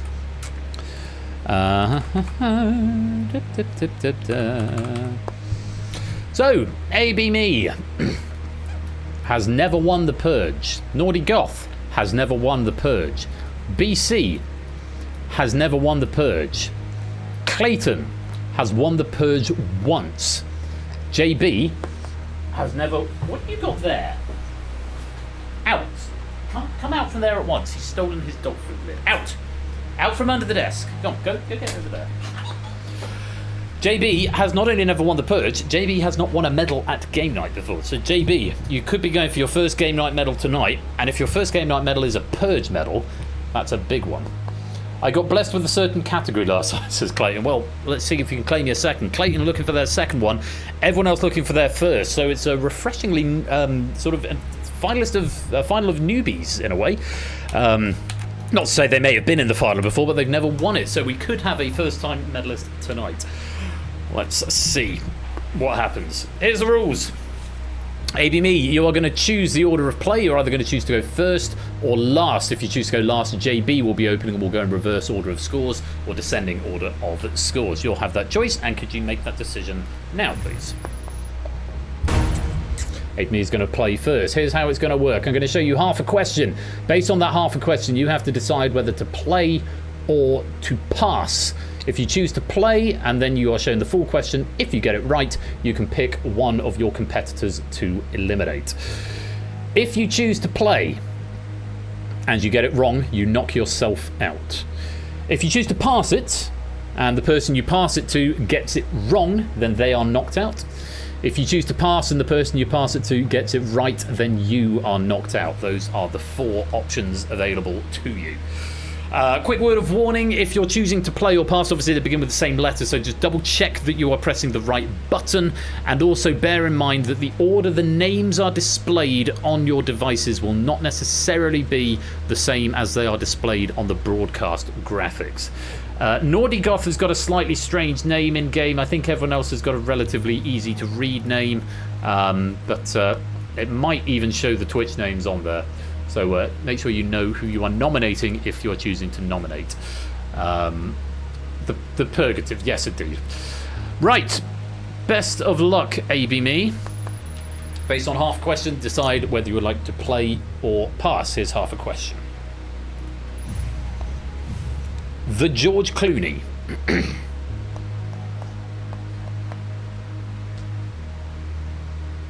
Play or pass? Passing it to Clayton. Clayton, so it's between AB Me and Clayton. Clayton, you must answer this question correctly to survive. If you get it right, AB Me goes out of the game. If you get it wrong, you go out of the game. For all other players in the final purge, you can answer as though you're in the audience game. It doesn't affect your score whether you get it right or not. So give me an answer. And of course, audience game, please do give me an answer for those all-important pennies. So, Clayton, to continue your spot in the final and a chance at a second purge medal, here is that question in full. The George Clooney-owned brand Casamigos is a company that sells which alcoholic spirit?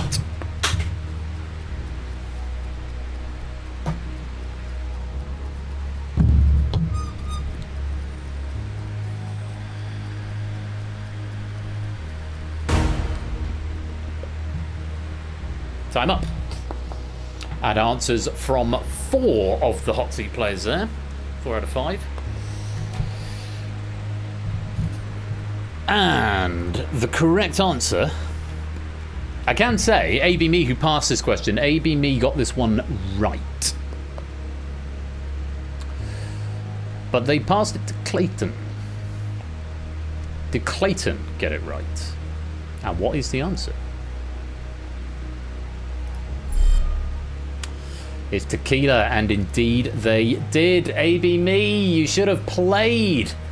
That was a bad pass. That was a bad pass. You knew the answer.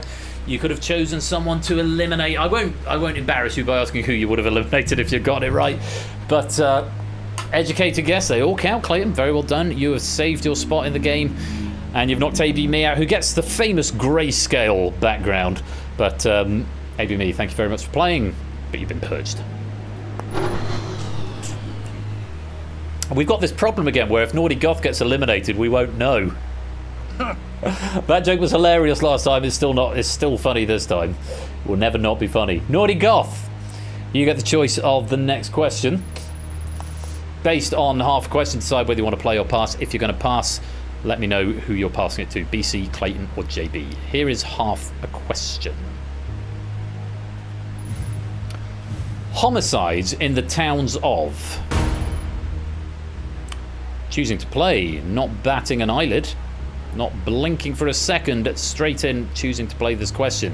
You get this wrong, Naughty Goth, throughout the game. You get it right, you get to eliminate one of the 3 players on the row below. Good luck. Here is that question in full. And remember, audience and other hot seat finalists, please do answer this question because it's still worth pennies. Here's that question in full. Good luck. Homicides in the towns of Andover, Bexhill and Churston all feature in which mystery novel by Agatha Christie?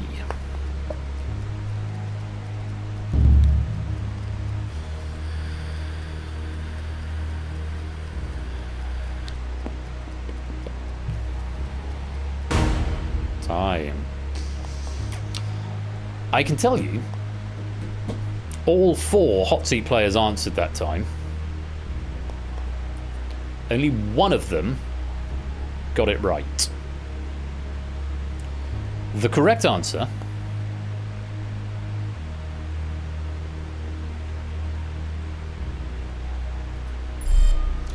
was the ABC murders, and Naughty Goth was the one player who got that right. BC, Clayton and JB were all incorrect. It doesn't matter that they're incorrect because they weren't in control of the question. The in here is the town spelling out ABC, but of course it is, says Lewis. Very well played, Naughty Goth. Now, you've got an even more difficult question here. Who do you want to eliminate? BC, Clayton, or JB? JB, looking for his first game night medal. Clayton, looking for his second Purge medal. BC, looking for his first Purge medal. A first-time winner, a 2-time winner, and a 0-time winner sit below you. Who's the biggest threat? Who would you like to see if you were out? Who would you like to see go on to win? Who do you think stands the greatest threat of knocking you out of the game? That wasn't a very good sentence, but you know what I mean. The choice is yours, Naughty Goth. Who are you eliminating from the game?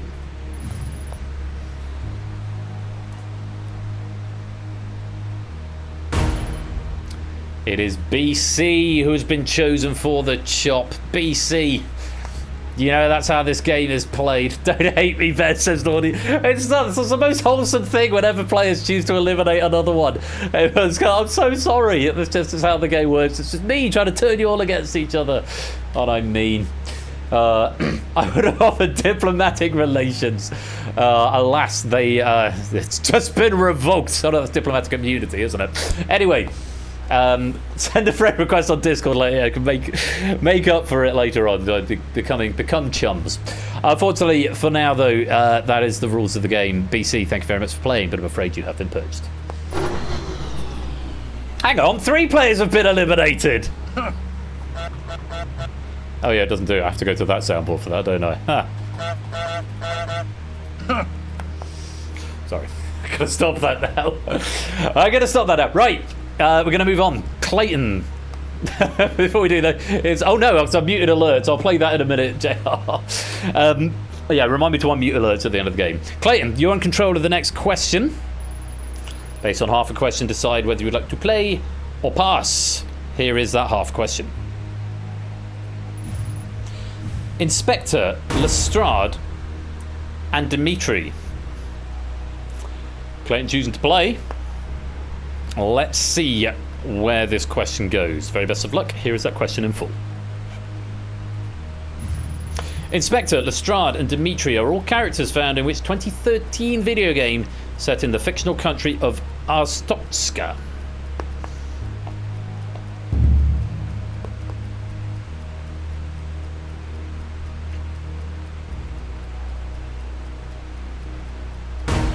Time. Got 2 answers from the hot seat players, one of which was from Clayton.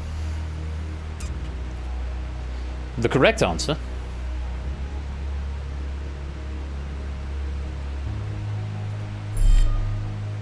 Papers, Please. There's, strictly speaking, there is a comma in that. Papers, comma, please, but in this game that separates it out into an alternate answer, so I'm very grateful that that hasn't been left out. If you put the comma in, it was still accepted as a correct answer. Paper, please has got through the spell checker, and I think it shows intent there, Clayton. But yes, Aristotska was probably your biggest in there, and it's the correct answer, Clayton. You get to choose someone to eliminate. Is it going to be Naughty Goth, or is it going to be JB? Remember, whoever you eliminate, the other player will have control over the final question. So, choose wisely. Who's going home? He's just asking for paper. He's always saying any time. He said, Naughty, I'm so sorry. This is purely strategic based on what I know. Well, this could be very interesting because AB, me, Naughty Goth, and BC were all looking for their first time Purge medal, but have all medalled in other game night games. So what was going to end up happening is something very, very interesting. For now, though, the boots, it's been paid forward, Naughty Goth. You eliminated BC, and Clayton has now chosen you for elimination. Thank you very much for playing, but you have been purged. So, this is very interesting because Clayton is looking for his second Purge medal. JB is looking for his first ever game night medal. Now, if he could get his first game night medal out of the Purge, that would be cause for celebration because you expect to get a bronze or a silver in like red herrings or a risky business, which are a bit more, a little bit more swingy. The Purge, not many people medal in this game, especially as there's only one. But Clayton is the only player here who's won the Purge before. Could they be about to make it a second medal? JB, you have got control of the question. If you want to pass this one, you don't have to choose who, because there's only one player to pass it to. It will be entirely up to you. Here is half a question. Decide whether you want to play or pass. Oh, based on half a question, decide whether you want to play or pass, or it loads the question for me, not for you. Here is that half a question. Which small European country is the only nation? JB's going to take it on. He's going to take his fate in his own hands. Right. The best of luck to you, JB. 20 seconds. Here is that question in full. Which small European country is the only nation to have won medals at the Winter Olympics, but not at the Summer Olympics?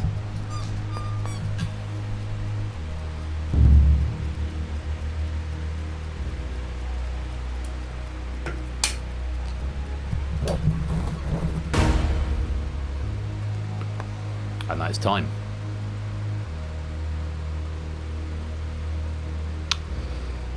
I can say that Clayton, so glad he didn't pass, Clayton gave me the wrong answer. Clayton went for Monaco, which is not the right answer. But JB chose to play the question himself.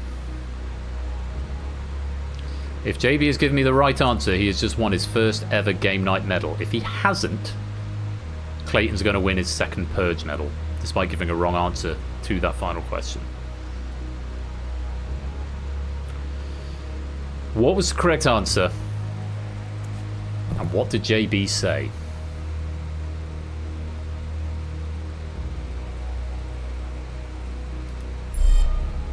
You were so close.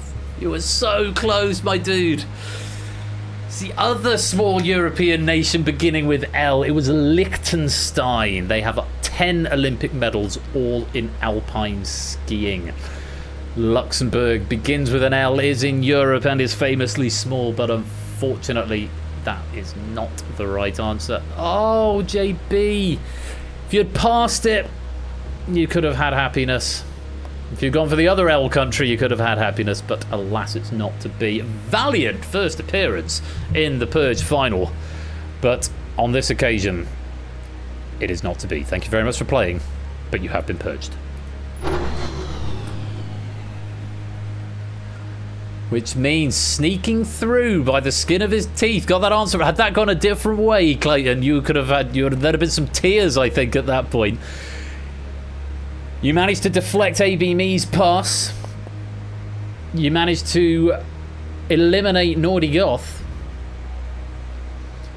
And then you managed to avoid the pass from JB. It's a great run. And for the second time, our congratulations go to you. Because, Clayton, you have survived the Purge.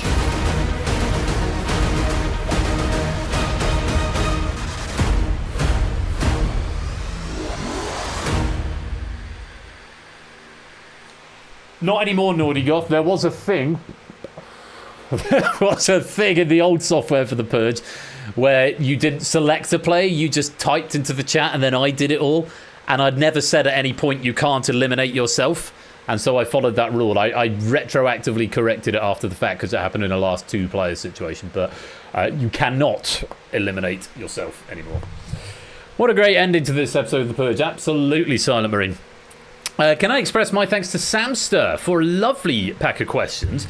There was some pretty tricky moments in there, but I think it played broadly quite friendly on the whole. So well pitched. We ended up with exactly 5 purges and exactly 5 finalists, and 16 out of 20 questions being asked. So all happy days. Thank you very much as well to Cola, who's taken the time to proof that pack. Very grateful to both of you. Let's take a look at the final leaderboard. Of course, every question in the final is treated as a purge, so that's how JB survived 9 purges and Nordy Goth survived 8 and so on. But the total number of questions correct is Nordy Goth has got the most, 21 there. AB Me also getting 21 correct. There's a 19, a couple of 18s in there as well. There. Oh, hello. Bloody hell. Oh, that's on mute alerts. Sorry, I had to mute alerts. We had some abuse of the TTS earlier on. But hello, HUD601. Let's have the alert. And thank you for the 100 bits as well, JR Plays Games. Here's that noise. And there's that noise. Do the noise. Do the noise. There we go. Hards, thank you very much for that raid of 91. Welcome on in, everybody. You're just in time for the tail end of the Purge, which has seen Clayton win his second medal. And there's the final leaderboard. Pennies have now been paid out, incidentally, based on the number of questions that you got correct. How are you doing, mate? Hope you're keeping well. And yes, you're just in time for the escape artist. So this has worked out quite well because I'm about to go for an ad break. So Raiders, unfortunately, you're just about to see some adverts, but it means you don't get pre-rolls. And we won't start the next game without you. So perfect opportunity if you're planning on sticking around. Since HUD has just finished, go get a drink, get some snacks, and then come back because we're about to do the Escape Artist straight after this break, which should be really good fun. And that applies to everybody who's been here from the start, as well as everyone who has just joined us from that raid, and everyone who joined halfway through as well. Escape Artist coming up in about 5 minutes' time. It's a pack that has been written by JR Plays Games. I'm very grateful to him, and to Topper, who has proofed this pack. I think it was Topper. Was it Topper?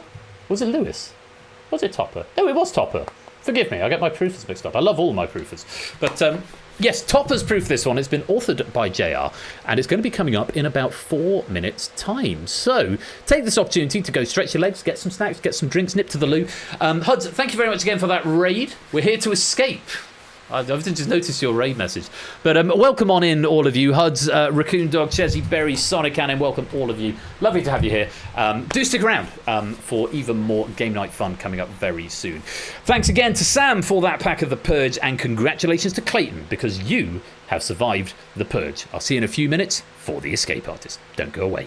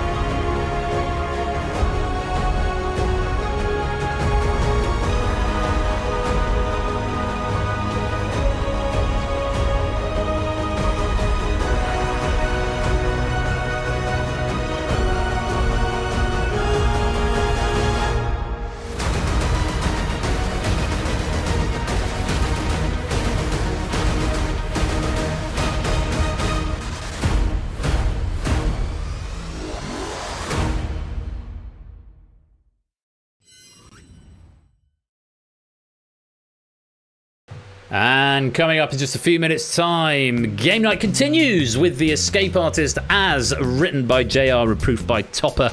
Should be a lot of fun. Adverts coming up now if you're not subscribed, so apologies if you just come in on the raid and are being immediately subject to adverts. But we won't start the next game without you. You've got a few minutes now just to get some drinks, get some snacks, nip to the loo, and we'll be back with even more quiz in about 5 minutes' time. Don't touch that dial. We'll be right back.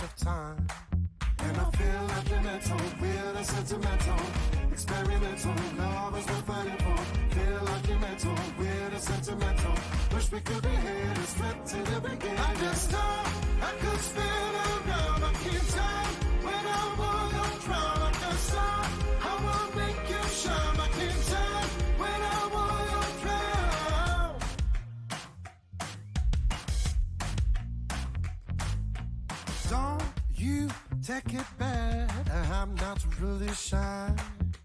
Don't leave me on the side, cause I wanna ride with you tonight. And I feel like you're mental, weird and sentimental, experimental, love is worth fighting for. Feel like you're mental, weird and sentimental, wish we could be here to straight to the beginning. I can stop, I can spin around, I can tell when I want you drown. I can stop, I will make you shine, I can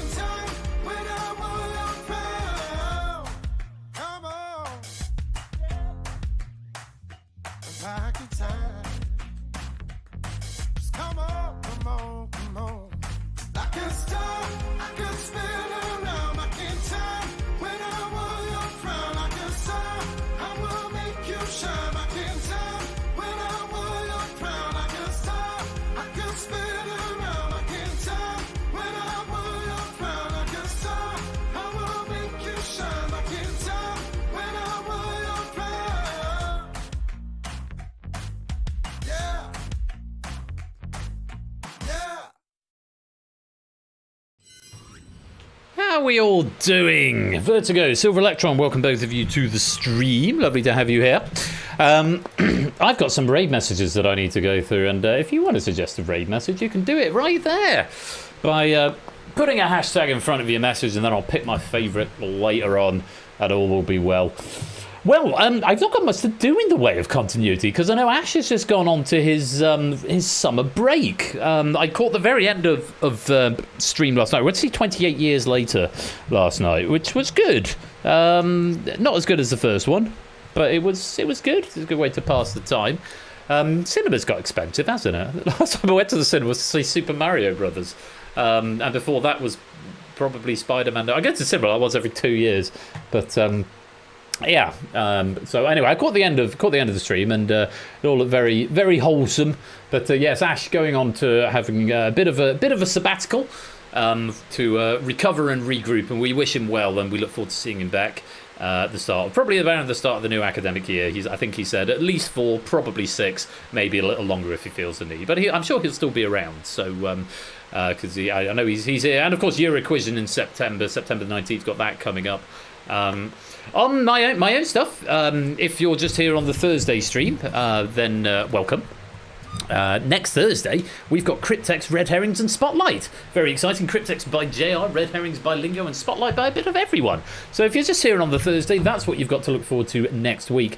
In the interim, I'm back here again on Saturday night, the 19th of July, where we've got Battlefront, also by Lingo. So double dose of Lingo over the next couple of streams. Battlefront by Lingo, Distinction by Dogfish, and Risky Business by Stimson's Angle. So we've had a bit dark and scary tonight with Crossfire, the Purge and the Escape Artist, and yet Saturday, I beg your pardon, Battlefront, Distinction and Risky Business. So it's the lighter side of quiz on Saturday, so do come along for that if you can. 8 o'clock BST, twitch.tv/royal_flush. It'd be great to have you here. That's about it. That's all I've got to do in terms of continuity for now. As ever, JB, runner-up in the last one. I should go give him a follow, because, how do I do it? Shout out. JB Henry XIV. Because JB does all sorts of quiz and banter and variety-related stuff as well. He's slightly bluer than me, well, not bluer, slightly coarser, I think, coarser language. I limit myself to 1 F-bomb per stream. I think JB limits himself to 1 per sentence, I think, sometimes. But he does some great stuff over there, so do go give him a follow. He's a good guy, and he's worthy of your attention, so go give him a follow. That sandpaper is coarse. Yes, yeah, that's very true. Right, I've got to get the next game loaded up. And while you come and join the game, I'm going to be going through the raid messages, but I haven't launched the graphics yet, so let me do that real quick. If you want to play the next game, Unicom is right there. Oh, there's currently no room code available. Yeah, okay, my bad. It's because I haven't loaded the graphics yet. But yes, you do need the universal controller. And right, I can now join the game. Let's do that. We don't need test mode. JR is the writer of this one. JR from the 17th of July, which is today. So yes, if you want to play, you need the universal controller, and yeah, you need to come and play the Escape Artist. It's been written by JR. It's been proofed by Topper. There should be a lot to enjoy about this pack. So if you're here from the raid, welcome. If you've been here from the start, I hope you're sticking around for even more serious trivia action. Get ready, everybody. It is time for what we call Quiz Prison, aka the Escape Artist.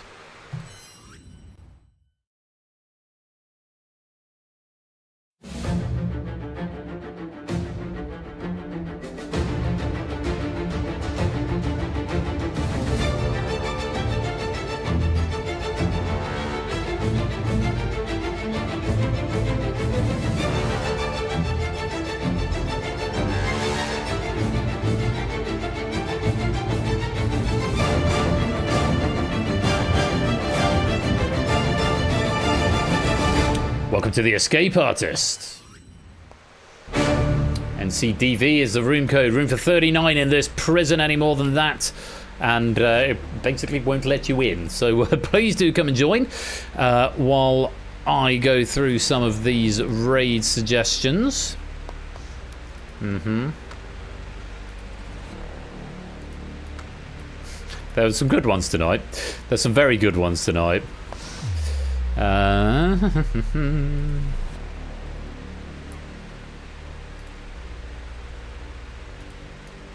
There's some very good ones tonight.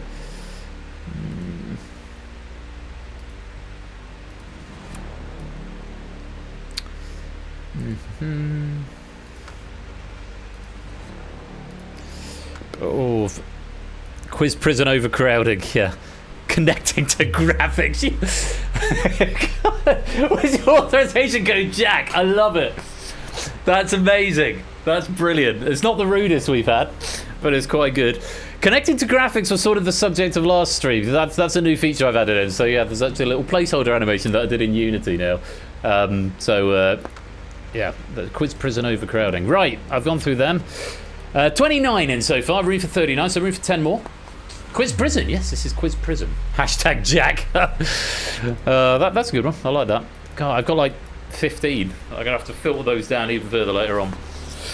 So come join the game, because it's like the Purge. You can join at any time, but after question 5 of round 1, you will be eliminated if you are only just joining at that point. I'm getting a lot of kudos tonight. That's nice, isn't it? Bit of 5K. I've had a bad leg the last couple of days. I did training on Tuesday night and slightly overdid it, I think, and my calves are playing up a bit.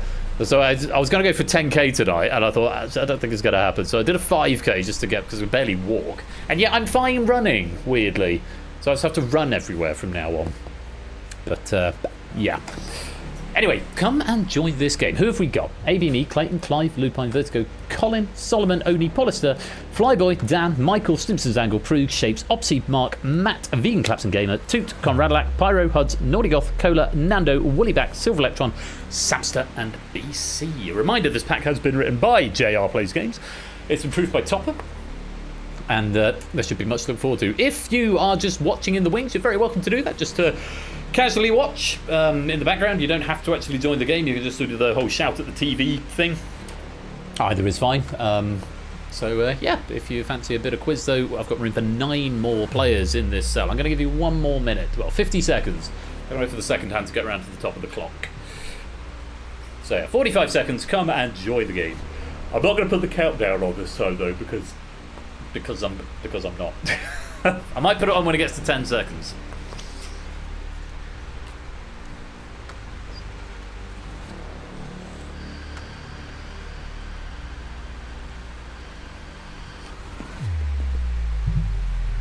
Alright, 20 seconds or so to make your way into quiz prison. Da-dum, da-dum, da-dum, da-dum, boom. 15 seconds. And here's your 10-second countdown.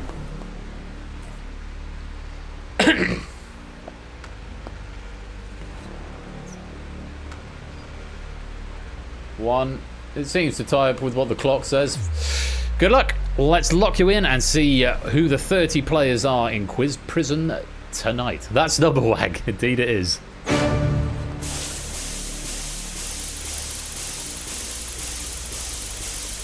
Welcome all of you to the game. It's the escape artist. We've got 30 players in prison. Only 1 player can escape. Well, theoretically, 30 players can escape. In theory, I mean, it'd be highly unlikely for that to happen, but it is not technically impossible. And all that stands between you and escape are 30 questions. And we start, as we always do, with round 1. Round 1 is initiate, and in this round you need to answer any 5 of the 10 questions in order to escape. The harder the question, the more points it is worth. You cannot answer more than 5 questions. Once you've hit 5, you will be locked out of answering any more, but safely through to round 2. Answering correctly, you lose a life, lose all 3 lives, or fail to answer 5 questions before the end of the round, and you are eliminated. No penalties for abstention, just the opportunity of a question missed, or a missed opportunity on a question. And of course, if there aren't enough questions left, so for example if you need 5 and there are only 4 left, you will be eliminated immediately at that point. So yeah, give the question a go if you want to attempt it. Leave it blank if you don't, because those lives can run out. At the end of the round, bonus point will be awarded for every life that you have left. So they are worth something if you can hang on to them, but they are also there as a bit of a safety net for you. Those are the rules. Let's check out the question order. Okay, that's not bad. 5, 1, 10, 7, 9, 4, 3, 6, 2, 8. 8 at the end is a bit yucky. but you've got 4-3-6-2 in the second half.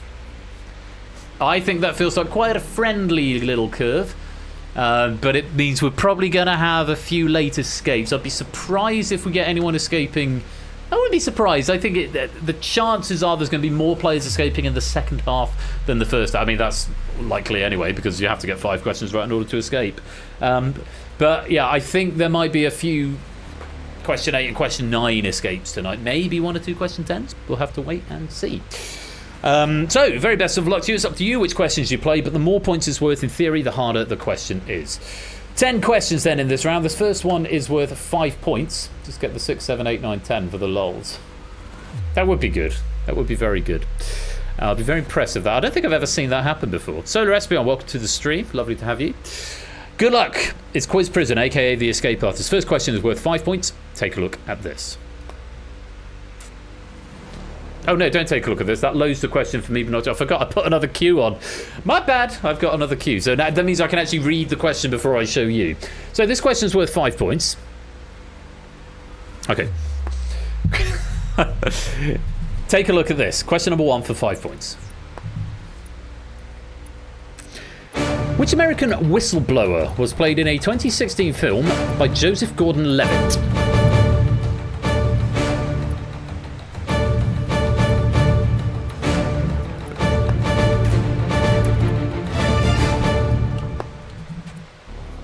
"17 attempted, 13 abstained."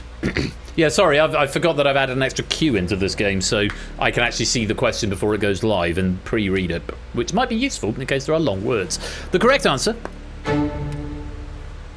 is Edward Snowden. I have no further notes for you on this question, though I'm going to load up the pack. I haven't got masses of notes. In fact, I don't have any at all in round 1, so I will ad-lib where necessary. Deep Throat and Assange are incorrect answers. Julian Assange was played by Benedict Cumberbatch in the film The Fifth Estate, but I believe that was 2013, and not Joseph Gordon-Levitt or Edward Snowden for that matter. Deep Throat, I don't know, has ever appeared on film, but I might be wrong. What was that? Frost v Nixon. Was that Deep Throat? I can't remember. It's before my time. Anyway, very well done if you got that one right. The majority of players giving the answer Edward Snowden or Snowden. Very well done. For 5 points, let's light you back up. It was Nixon. Good. Well, I know something. I do know some things. On we go then. Nothing to report there. Let's load in the next question for me. Question number 2 is worth a single point. In theory, the easiest of the lot. Let's see what you make of this. Take a look. Alnitak, Alnilam, and Mintaka are the 3 stars that make up which constellation's belt?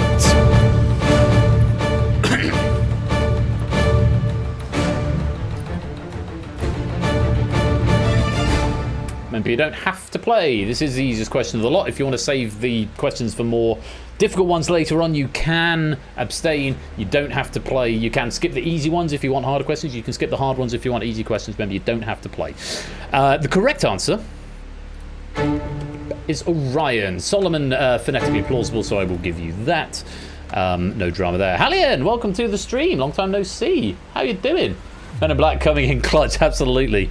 Queues of queues, indeed so, Matt. But Hallian, welcome on in. If you want to get in the game, you've still got time. As long as you get in before... where are we? Unicom, there. Goodo. So yes, Orion, famous for his belt. And yes, everyone who attempted that giving me a correct answer. 22 attempting, 8 abstentions. Well done, let's light you back up. So from the easiest to the hardest, question number 3 is worth 10 points if you choose to play it. And it's, in theory, the hardest one of the lot. So let's see. That was pretty mid. I give it 3 stars. Very good, Mark. And Hallian, welcome to the game. Down on the bottom left there. Welcome. So you've lost the first 2 questions, but you can still escape. You've got to get 5 correct in order to escape. Hallian, you can answer whichever ones you like. You don't have to play. If you run out of lives, you will be eliminated. CJ, welcome to the game as well. Same to you. Any 5 out of the remaining 8 and you will escape. You don't have to play. You can abstain. You lose 3 lives, you're out of the game. So, question number 3, worth 10 points. Take a look at this if you want to play. In Dante's Inferno, the Malabolge, the 8th circle of hell, is reserved for the punishment of what general category of sin?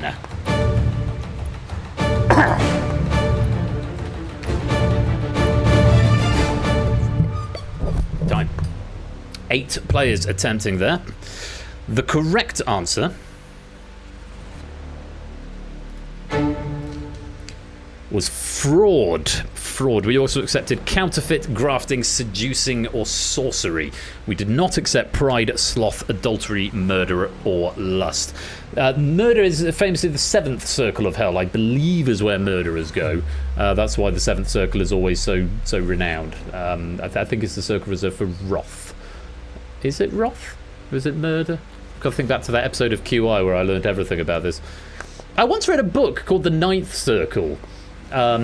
Because I had a date with the author who I'd met. This is how long ago this is. This is going back to Match.com, which is, oh God, this must be 12 years ago, 12, 13 years ago. Yeah, so I had a date with this author. So I bought a book and had a read of it. It wasn't bad, actually. 9th is treason, is that right? Well, anyway, less of my personal life. Naughty Goth and Hallian getting that one right. Everyone else incorrect is going to lose a life. Well done if you did get that for 10 points. Let's light you back up. Question number 4 is worth 7 points if you want to have a go. Dating yourself. I am. Don't get puzzled down. Hi, gorgeous. Your book wasn't bad. Yeah, that was my opening line. Yeah. We only had one day. I didn't see her again. Anyway, question number 4 is worth 7 points if you want to attempt this one. Take a look. Which fashion designer is credited with popularizing the women's tuxedo suit known as Le Smoking in the 1960s?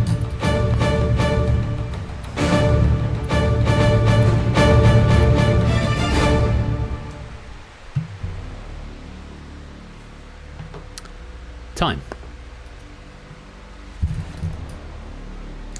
Give me a moment.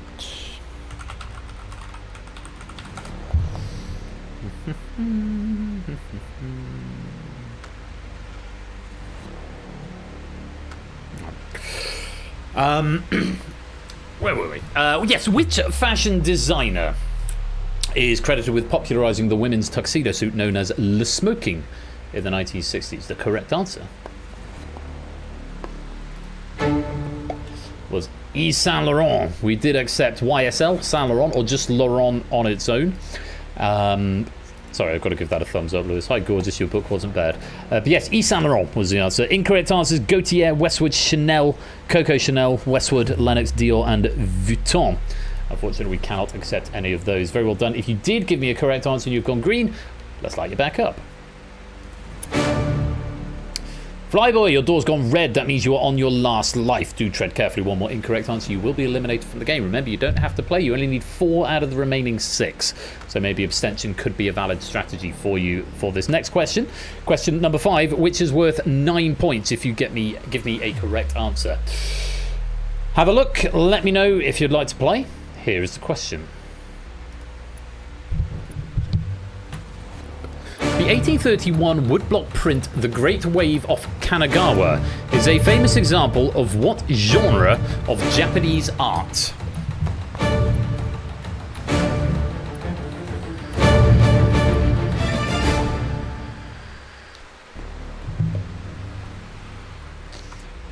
I need to take a screenshot of some of these to send to Lewis to see if I can condone them. You about, Lewis? Because it's one of those weird ones where it's not weird, it's just not English. Let me know if any of those can be condoned, any of those in red. I think one of them certainly, well, 2 of them certainly not. One of them I just need a second opinion on, and I'm sure you'll figure out which one it is. 8 players attempted, 24 abstained. I'm just going to wait for Lewis to give me the say-so.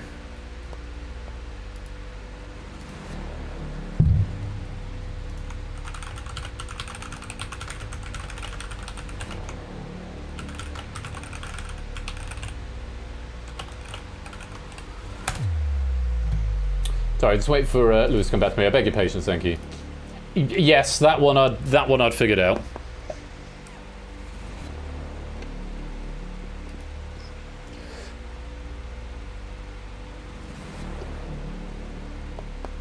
Yeah, that one I agree with. It's the bottom one, really, Lewis.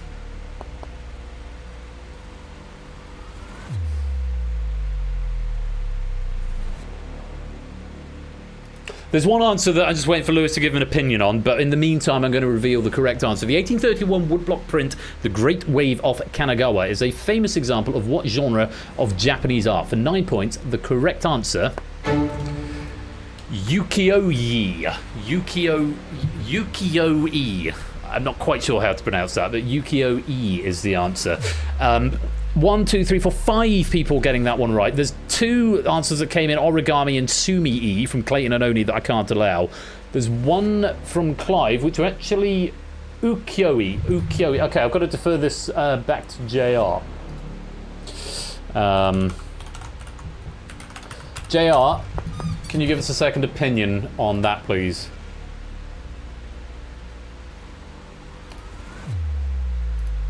Because Lewis is deferring back to the author on this one. It's a tough call that we've got.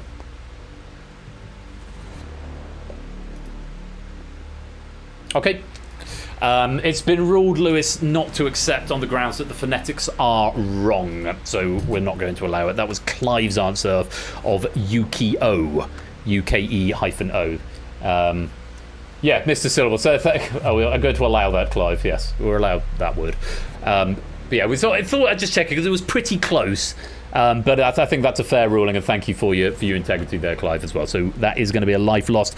So wrong answers from Clayton, Clive, and Oni. Let's light you back up. Okay, I've got some more information for you and some different coloured doors. Matt and Naughty Goth, you're 1 away. Any of the remaining 5 questions, you will escape to the next round. BC and CJ, you require all of the remaining questions, so it means you're on 0 at the moment. You must get 5 out of 5 on the last 5. And Clive, Oni and Flyboy, you're on your last life, so do tread carefully. Let's take a look at our next question. It's question number 6. It's worth 4 points if you give me a correct answer. Take a look. What type of creature is an orb weaver?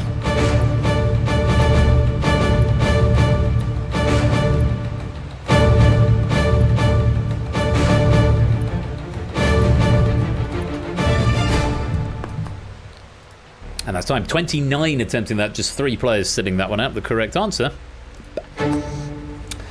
It's a spider. Clue being the weaver there. Of course, spider's famous for weaving. Moth, butterfly, bird, glowworm, and insect, all incorrect. I fear insect may have been a little bit too broad, even if the spider were an insect. Spider is, of course, an arachnid, not an insect. So those are all wrong answers. Stimpson, Vegan, Conrad, Huds, and Woollyback.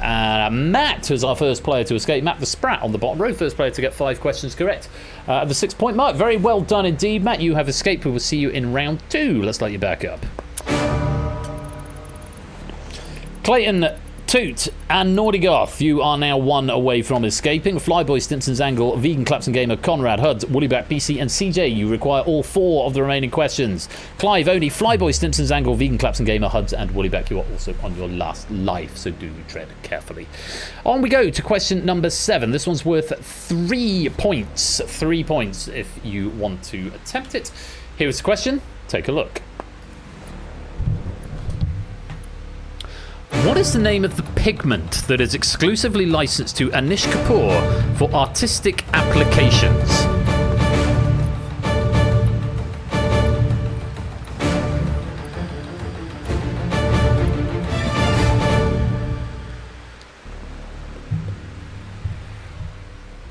(18) attempted that question, 14 abstained. The correct answer. It's Vanta Black. It's, I think, is this the one that is known as the blackest black available in the world of art?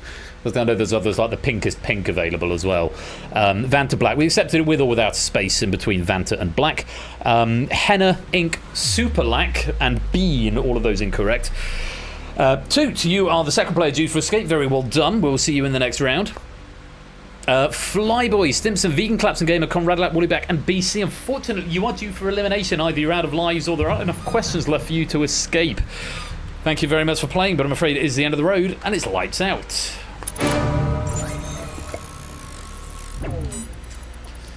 2 escapes with a score of 28. 3 questions left. I've got a lot of players in my summary notes here. AB Me, Clayton, Lupine, Solomon, Puzzle Dan, Optimat, Nordigoth, Silver Electron, and Samster. You are all 1 away. Any one of the remaining 3, you will escape to the next round.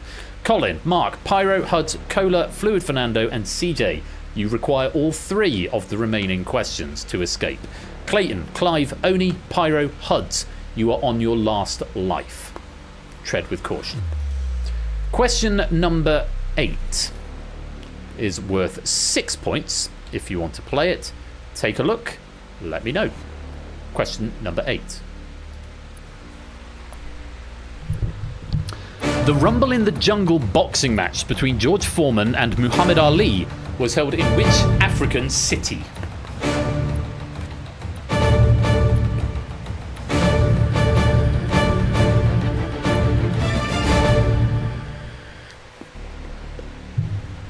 (15 attempting, 11 abstaining). The correct answer was Kinshasa. Kinshasa. Also accepted Leopoldville, which I believe may have been the name at the time, or possibly the name it's become since.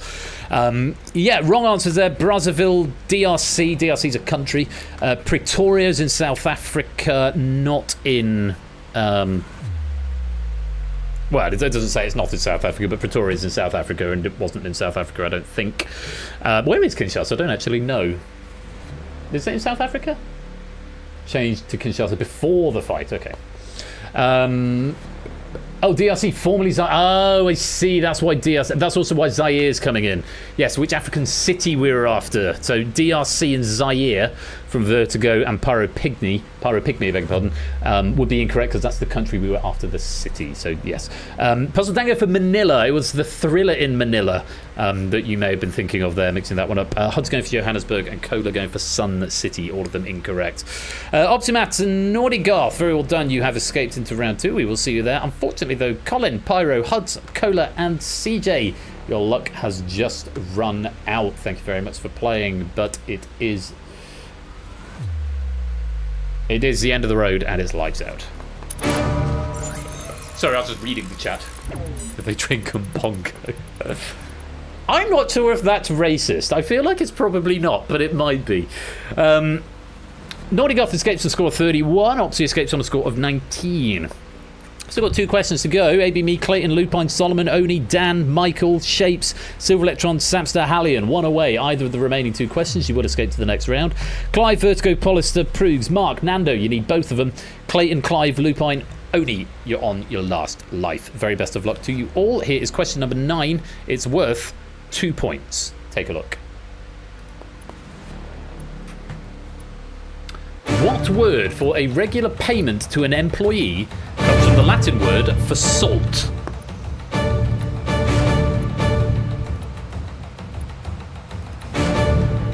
Woollyback Nando, welcome both of you to the stream. I remember Mbongo, they drink it in the Congo. I'm not that young, Prues. I grew up in the 90s, born in 88. I very much remember the Mbongo advert. I just worry that that's a slightly lazy stereotype that is retroactively now being applied. I think that they drink Mbongo in the Congo if it's just funny because it rhymes. They drink it in Clandundo. Very good, Oni. Very good indeed. That's racist, but apparently it's acceptable when it's directed at the Welsh. Anyway, 15 have attempted that, 6 abstained. What word for a regular payment to an employee comes from the Latin word for salt? The correct answer is salary. Sand and wage are both incorrect answers. Very well done to ADME, Lupine, Oni, Dan, Michael, Shape, Silver Electron, and Samster, all escaping on that question. A lot of players going for the 2-pointer, not wanting to risk it on the 8, but a couple are waiting for that 8-pointer. Very well done to you guys. We'll see you in the next round. Let's light you back up.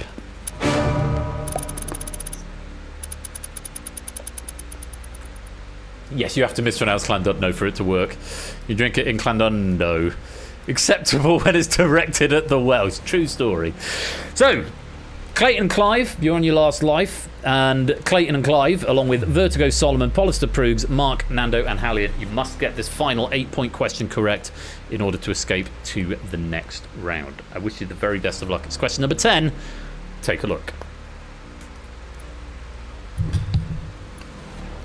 In geometry, what is the name for a line or vector that is perpendicular to a surface at a given point? A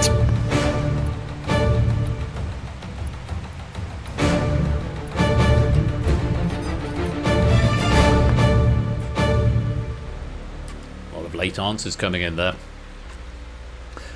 Some people may regret that they didn't go for the 2-pointer when they had the chance. In geometry, what is the name for a line or vector that is perpendicular to a surface at a given point? The correct answer is a normal. Well done to Prugs getting that one right. A lot of people going for tangent there. The sticky outy bit. Yeah, what's a tangent is... A tangent's a line that goes across a circle, isn't it? If you have like a circle like that, a tangent would be something like that. A line that touches the circumference of a circle. Tangent's along the surface, not perpendicular to the surface. So yeah, so that's a tangent. Whereas a normal would be that, I guess. A secant touches a circle at 2 or more points. Tangent touches a curved surface at 1 point. Right, there we go. So a lot of tangents coming in there. We've got a gradient, tangent, angle, path, vertical, tangent, tangent. All of them incorrect. Prugs, very well done. You have escaped. Normals are used to calculate lighting in computer graphics. Yes, I know they are. I know nothing about them. I see when it's calculating normals and things like that. And I see these words everywhere. I don't know what they mean because I don't have a degree in computer game development or computer science for that matter. I got a degree in music, but there we go. Anyway, it does mean we've got some tears for some people at the end of that round. Clayton, Clive, Vertigo, Solomon, Pollister, Mark, Nando and Hallian couldn't find that final question. There are no questions left in the round, and if you haven't got 5, I'm afraid that is the end of the road and it's lights out. But not for Prugs, who manages to amass 18 points. And at the end of round 1, 13 players escaped and 19 were eliminated. Could that be people taking too much of a chance on that last question? There was at least half a dozen there. How many? 1, 2, 3, 4, 5, 6, 7, 8 players on that last question. Maybe some of them needed both of the final 2, but some of them definitely abstained when they could have taken the early exit. But that's the way the game goes. Sometimes you have to take that risk. Anyway, at the end of all that, we've got 13 players going through to round 2. Toot, Ralph, Silver Electron, Oni, Naughty Goth, ABME, Prugs, Michael, Shapes, Puzzle Dan, Matt, Opsy, and Sam. For every life that you've got left, I'm going to give you an extra life, and we're going to play on to round 2.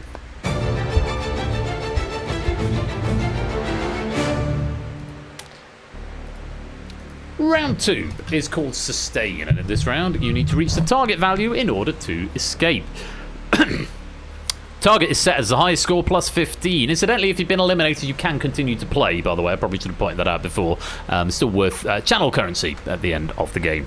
Each question is now worth 5 points. Get a question incorrect and you lose one of your 3 refreshed lives, so you've gotten them all back. Lose all 3 lives as before, or fail to reach the target before the end of the round as before, you will be eliminated. Again, no penalties for abstention. The difference here, though, is you may continue answering after you've escaped, but you can still be eliminated if you lose all of your lives. So once you've hit that target, you can keep answering questions, but beware, if you run out of lives, you will still be eliminated. At the end of the round, I'll give you a bonus 2 points for each life that you've got left. However, you've got to hit the target before those bonuses are applied. So if the target ends up being 50 and you finish on 49, even if you've got 3 lives, that doesn't put you on 55. That will get you eliminated. Target is the highest score plus 15, which means even the high scorer has to get at least 3 questions correct. Now let's take a look at what the target is. 49, so I was only off by 1, and that was set by Naughty Goth, 34. I think it finished with 31 and 3 lives, so 34 by Naughty Goth, which means you're chasing a target of 49. The lower your score, the more work you have to do to get to that target with 5 points a question. If at any point that target becomes impossible, you will be eliminated. What would my contract forbid? 21. Oh, yeah. Yeah, since we last here, Halley, I now actually work in the TV industry for a company that actually makes TV game shows, which is why everything here is original content, but there haven't been any new shows for about, well, 2.5 years. I mean, don't be sad, it's good because, you know, job. Job is good, but it means, yeah, it's a little, slightly more dicey for me to be retrofitting existing formats or indeed making new formats. So that's just how it goes. You know, take the good with the bad. Those are the rules. Let's go to our first question. Every question now worth 5 points. Very best of luck. Here's your first take a look. The first Hard Rock Cafe opened on the 14th of June 1971 in which city? Billy makes thumbs up.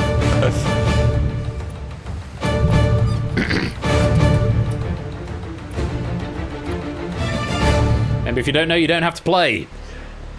10 attempted, 3 abstained. The correct answer. It was London, specifically Gloucester House, Piccadilly. Wrong answers there from our hot seat players. Los Angeles, Berlin, San Francisco, Little Rock. Sensible answer, but unfortunately not. You're going to lose a life. Well done if you got that right. Let's light you back up. 9 questions left, 45 points up for grabs. Let's take a look at question number 2. What is the collective name for the north, south, east and west tiles in Mahjong?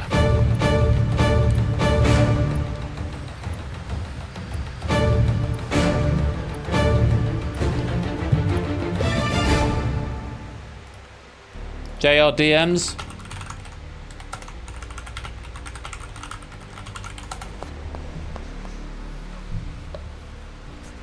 Thought so.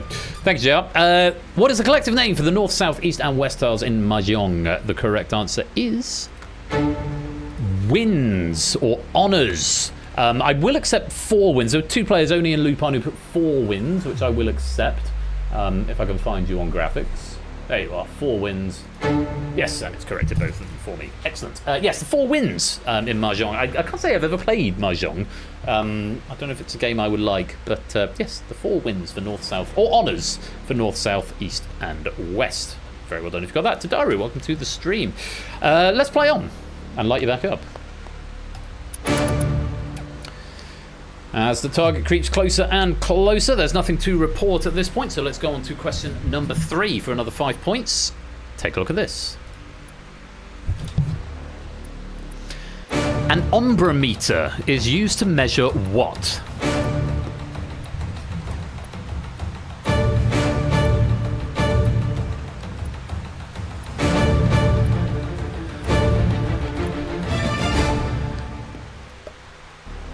Six players attempting, 7 sitting this one out. I thought more people might know this. Mainly because I think I knew it. The correct answer is rainfall. We accepted rain or precipitation. Excuse me. Also known as a nudometer, a pluviometer, which I presume comes from the French il pleut, to rain, and a hyetometer, or simply a rain gauge, but an ombrometer would be the correct answer there. Sunlight, sort of the opposite. Shadow, sunlight, and shade and pressure, all of those incorrect answers. Unfortunately, you're going to lose a life. Let's light you back up. I said let's light you back up. Oh, hang on, it's doing weird things. There we go.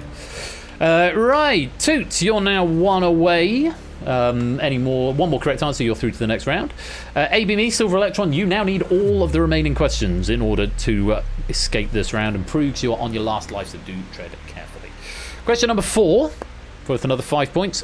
Take a look at this. Which standard Dungeons & Dragons die is not a platonic solid?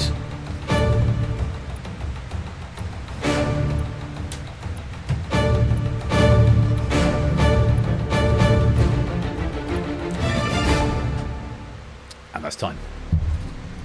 The correct answer, You don't have to play unless you're bound into the question, and if you're not a D&D fan, you may not have known that it's D10. We did accept 10-sided die, 10-sided dice, or just 10, or even decahedron, which is the actual shape of it. Wrong answers there, D6 and D12. I believe a cube is a platonic solid, which would be D6 and cube. And 6. D12, that's a dodecahedron. I guess that must be a platonic solid. Either that or there isn't a 12-sided dice, 12-sided die in Dungeons and Dragons. You'd have to ask JR for more information on that. Yes, cubes are platonic solids. This is good to know. I'm assuming then that there isn't a 12-sided die, or it's not a platonic solid. Cubes on the companion cube will always love me. I really wanted a plushy companion cube when I was a student. Oh, it is a platonic solid. I guess it's just not used in the game then. That must be the logic. Use a stand. Yeah, you just use a standard one, wouldn't you?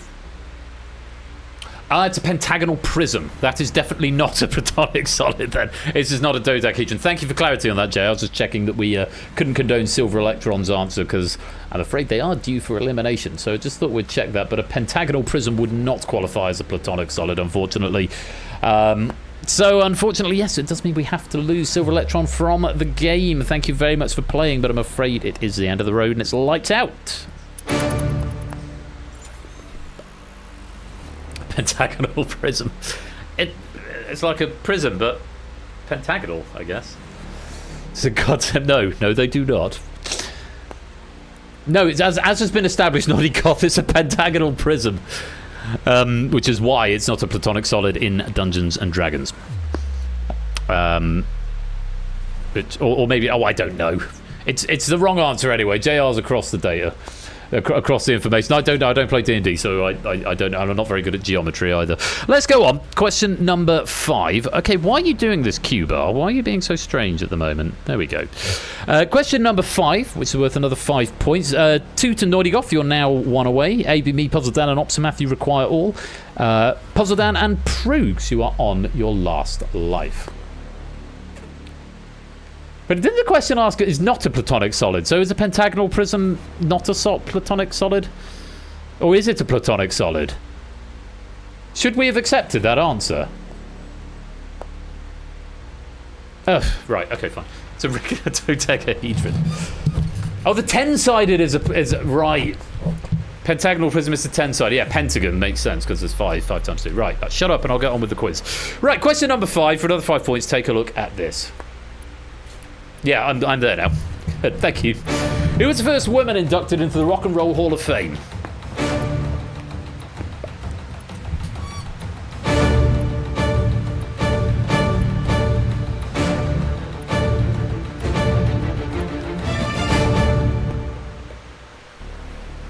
Time.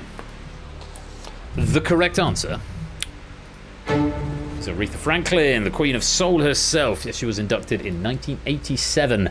Dolly Parton, Cyndi Lauper, Cher, Janis Joplin, Joan Jett, all incorrect answers. Very well done to Toot and Naughty Goth. You have escaped into the next round. We'll see you there, assuming you can keep hold of at least 1 life. Remember, you can keep answering, but if you lose your lives, you'll still be eliminated. Just like AB, me, Puzzle Dan, Prugs, and Opsimats, who've either run out of questions or run out of lives. Either way, it's the end of the road and it's lights out.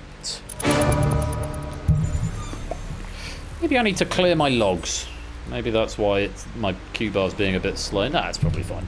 Right, on we go. Next question. Nothing to report at this stage, apparently. So no one is 1 away. No one needs all of them, and no one's on their last life, which is unusual at this point of the game. But question number 6 for another 5 points. Take a look at this.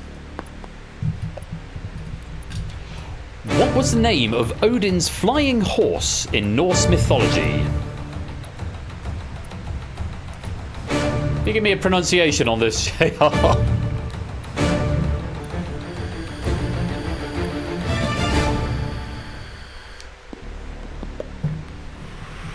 JR's now going to give me a pronunciation in DMs.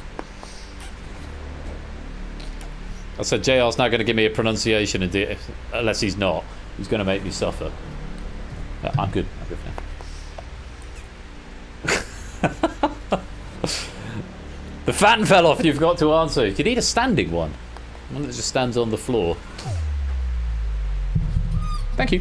The correct answer is Sleipnir. Sleipnir. Slippy, the slipper or Sleipnir. Farinea, Pegasus, and Mithras. All incorrect answers in the behind-the-scenes games. Pegasus was Greek mythology. It was Zeus's flying horse, or Hercules' flying horse, if you believe the Disney film. And Mithras was the sun god, on the god on whom the god of Christianity is based, Mithras. Although, as Joe Brand remarks, there are some flaws in that. I've never heard a bloke go, "Oh, Mithras," when he's coming. So, yeah, which is... I think Christians would somehow point to that as a vindication of their religion. Anyway, no, there's not a right answer. And that's the end of the question. Sleipnir. Let's light you back up. Matt, you want away? Well, that's not what JR told me. I'm going with what JR said. Anyway, moving on to the next question. Matt, one more question and you're through to the next round. Nothing else to report. Question number 7. Take a look at this for 5 points. Which stationery item was patented in the US by Samuel B. Fay in 1867?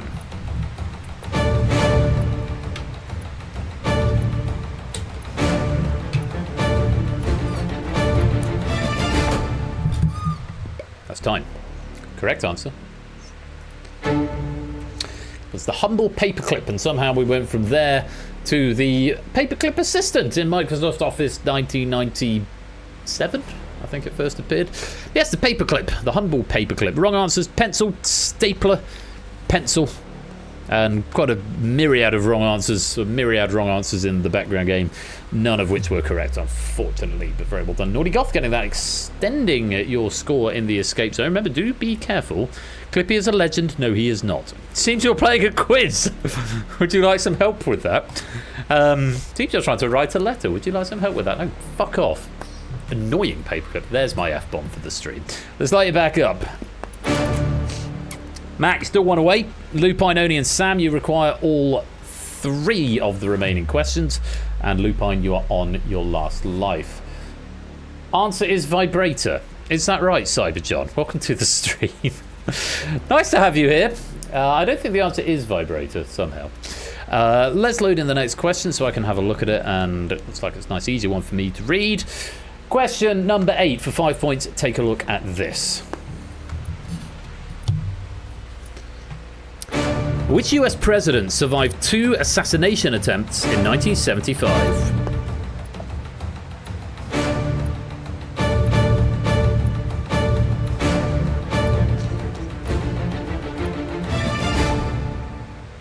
That's time. You had a bad month because they were both in September 1975. The correct answer was Gerald Ford, who I think was one after Richard Nixon, for those of Lupine and Oni who both said Nixon. Nixon slightly earlier, end of the 60s. Nixon was president when they went to the moon. It's one way to remember that, 1969. And resigned, I want to say 1972, 73, something like that. Gerald Ford, I believe, stepped into his shoes. And yeah, someone tried to assassinate him twice in 1975. 74, thank you to Daru. So my American history knowledge is not all that. So Nixon, wrong answer. Lupine, Oni. Bad luck. I'm afraid your time has run out. Not enough questions left. Thank you very much for playing, but it's the end of the road and it's lights out.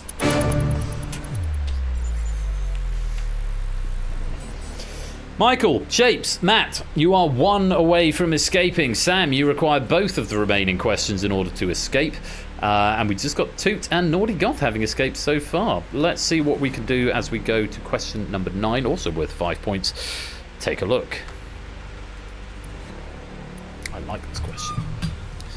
The discovery of which dwarf planet in 2005 caused Pluto to be reclassified as a dwarf planet the following year?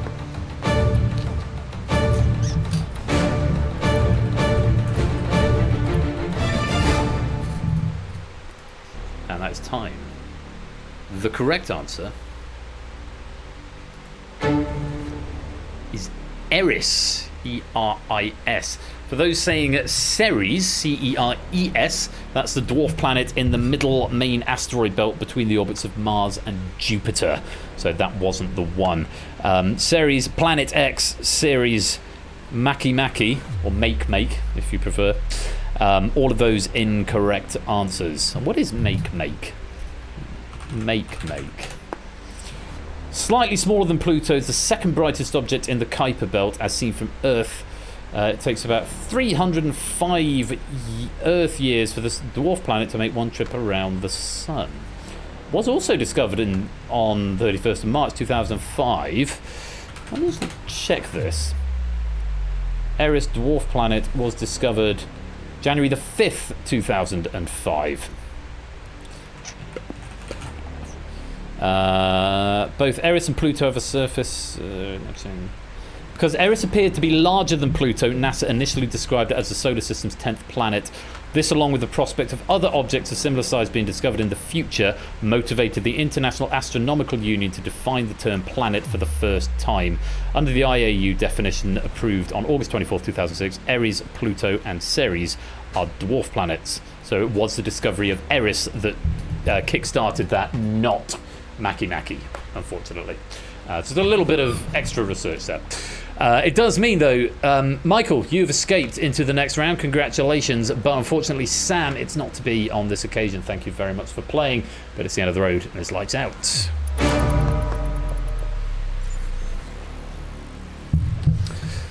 Just shapes and mat left. One away, requires all, and last life. So, no pressure for this question number 10.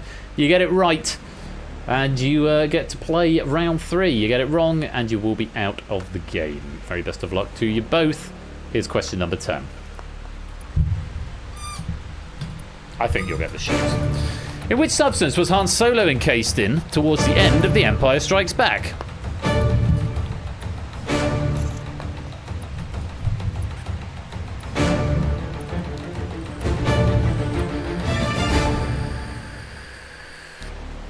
I stand corrected, Shapes. You're still not confident. No, I'm afraid not. The correct answer is carbonite. Not concrete, I'm afraid. Imagine being encased in, frozen in concrete. No, he was encased in carbonite. And then delivered by bounty hunter Boba Fett to Jabba the Hutt. Matt got there for that escape. Very well played. You've just hit that target of 49, Matt, and we'll give you an extra 2 points, so you're going to go into the final on 51. Unfortunately, those Shapes, you can't grow concrete. Oh, was that Talk TV? Yeah, you can. See you, Cameron. That fucking interview. It's like, oh, Mike Graham. What's his name? Mike Graham. Yeah, you can. See you, Cameron. Oh God, takes me back. It was quite an audible silence. Anyway, Shapes, sorry to be laughing in the face of your misfortune, but I'm afraid it is the end of the road and it's lights out.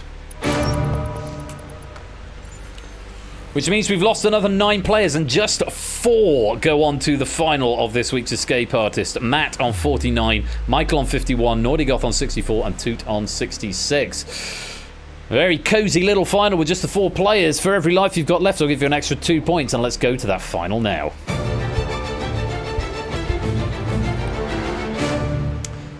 Round 3 is Survive, and in this round you must outlast all other players. The first player to answer correctly restarts the clock and sets a drain running on all remaining players. Stop the drain by answering the question correctly. If nobody answers the question correctly inside 15 seconds, all players lose the maximum for the question. Your lives have been replaced with refires. These allow you to attempt the question more than once. Once they are exhausted, only your first answer will be accepted. Excuse me. You may attempt every question once for free. Oh, excuse me. So even if you've no idea, type something, it might be right. You don't have to refire. You don't lose a refire for just getting it wrong. If you exhaust your points, you are eliminated from the game, and when only one player remains, they are declared the Escape Artist. Wow, Toot and Nordigoth neck and neck with 70. Michael's got 57. Matt the Sprat's got 51. But in this game, your luck can change very, very quickly, particularly in this round. You're losing 1 point every 2 seconds. You don't get the question right after the first player, up to a maximum of 7. It's only going to take a couple of questions to completely turn this around. Very best of luck to all 4 of our remaining players, to Toot, to Nordigoth, to Michael, and to Matt. Here's your first question. In the novel Don Quixote, which objects are mistaken for giants by the eponymous character? Toot was there first. Matt was right behind. Naughty Goth just after that. Just waiting for Michael.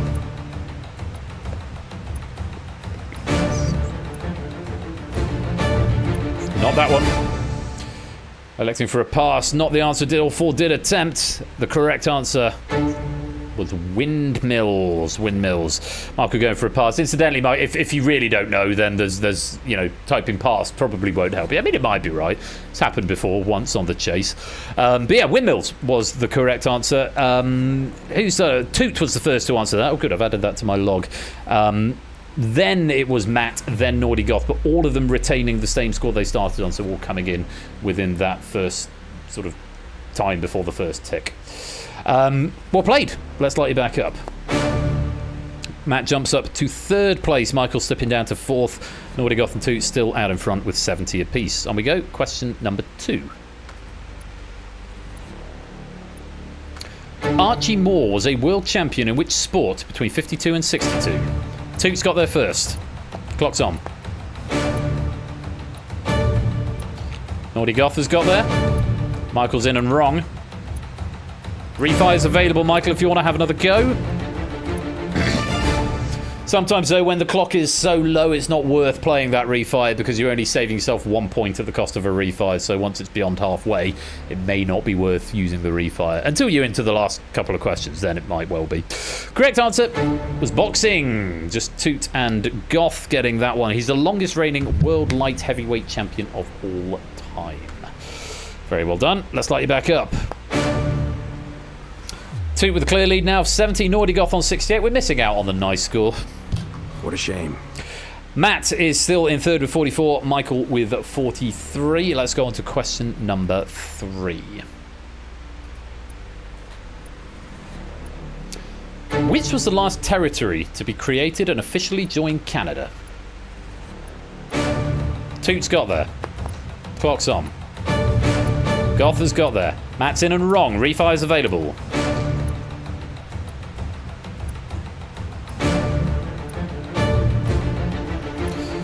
Taking a refire, not the right answer. Michael going for Newfoundland at the last minute, also incorrect. The correct answer was Nunavut.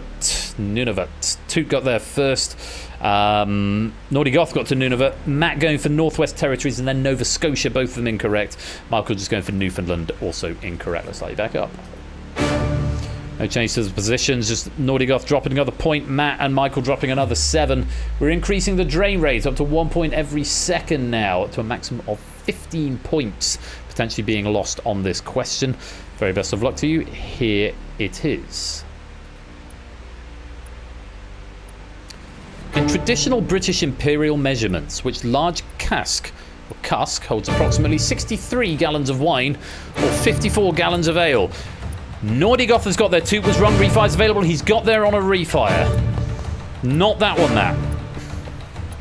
Refire's still available if you want to have another go.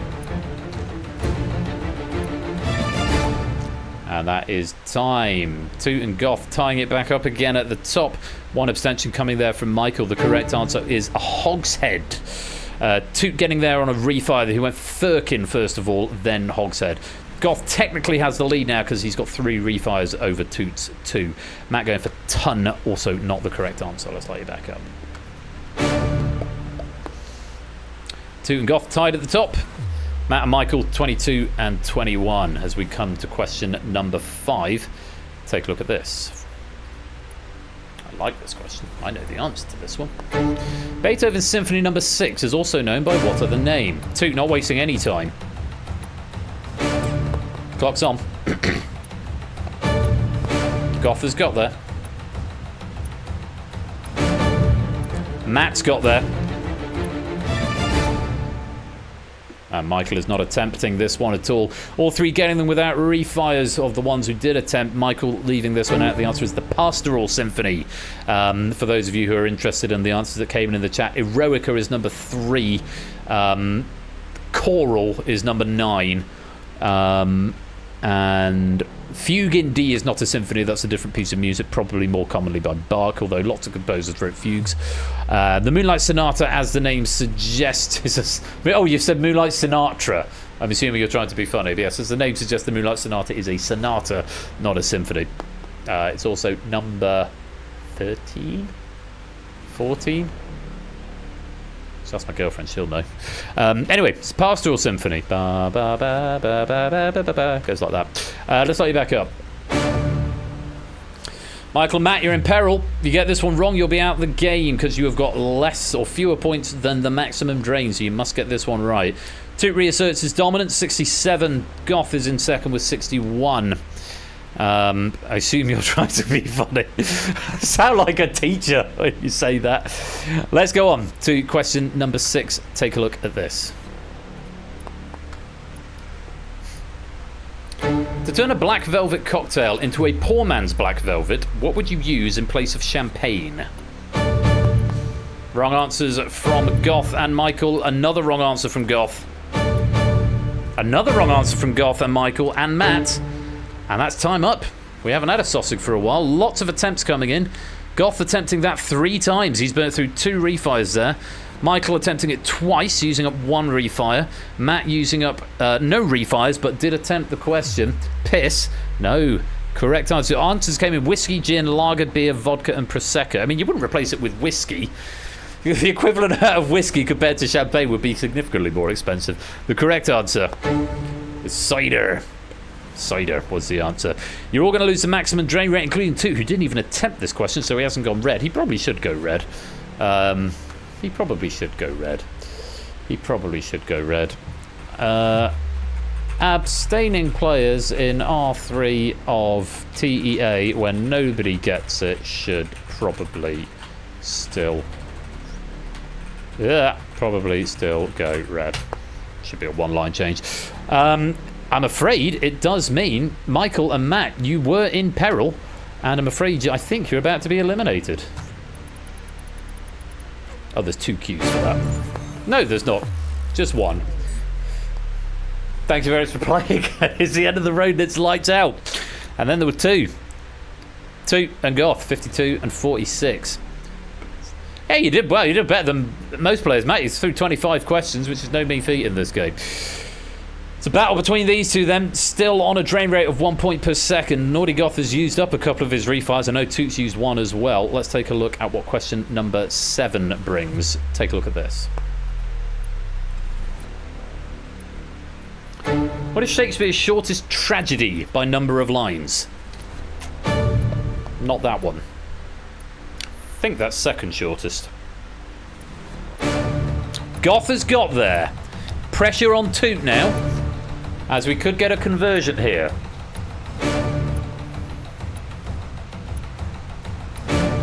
Any refires from Toot? Toot not going for the refire. The correct answer is the Scottish play, or the tragedy of Macbeth. More than 1,000 lines shorter than Othello and King Lear. I thought Titus Andronicus is surprisingly, it's shorter than you think Titus Andronicus is.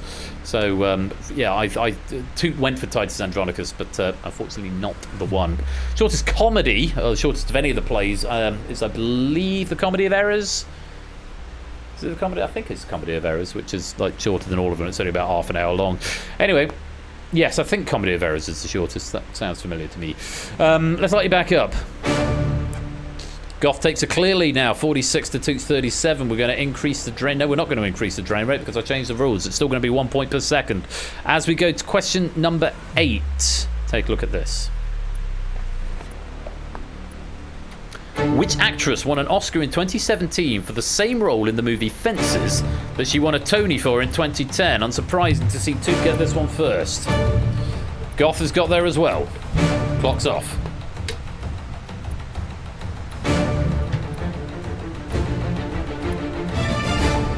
Goth losing 4 points there, but maintaining the lead. The correct answer was Viola Davis. Played Rosalie Maxson in both the stage and film versions of Fences. Well played, let's lay back up. Here for the streak and the streak only and some last minute quiz. Welcome on in, Topper. Thank you very. You can't quiz on this one because you proofed this one. So, but you can certainly watch it. You're very welcome to watch it. Golf on 42, 2 on 37 with just 2 questions to go.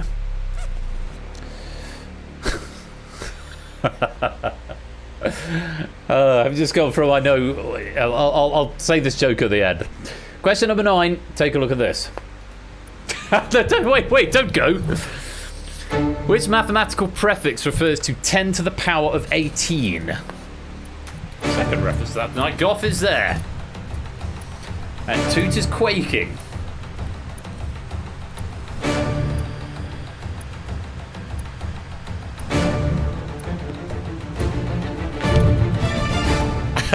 What a lovely maths question was Toot's response. The correct answer is Exa.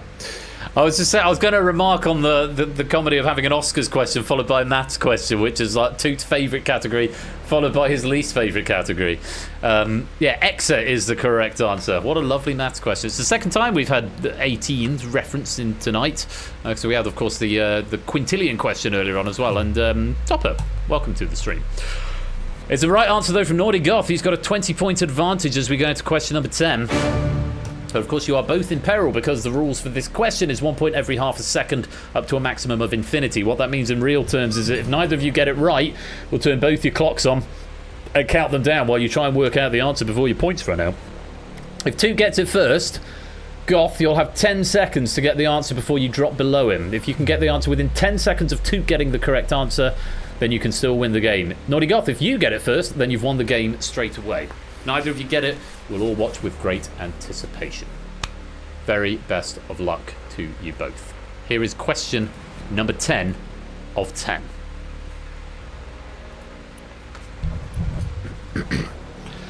Who portrays the main character of the TV show with the same title as the difference between the number of years between London's first and second Olympic Games and the number of years between its second and third? Goff has got there and won the game. Toot there right afterwards. TV combined with maths, you got there on that one. It was somewhat limited. The maths was a little bit tricky, especially under pressure, but 1908, 1948 and 2012. 2012 minus 1948 is 64. 48 minus 08 is 40. 64 minus 40 is 24. Kiefer Sutherland played Jack Bauer, the main character, in 24. Very well done. And there's the answer on the graphics as well. Kiefer Sutherland was the answer. Very well done to both of you. It does mean that we have got 2 escapees tonight. Very well played. Toot finishing on a score of 17, but way out in front with a score of 42 and becoming escape artist for, I believe, the first time. But I will have to check. Yes, indeed. That is, in fact, that's the first gold medal for them. After a fantastic game and a great run of questions in the final. Congratulations to Naughty Goth. You are the escape artist.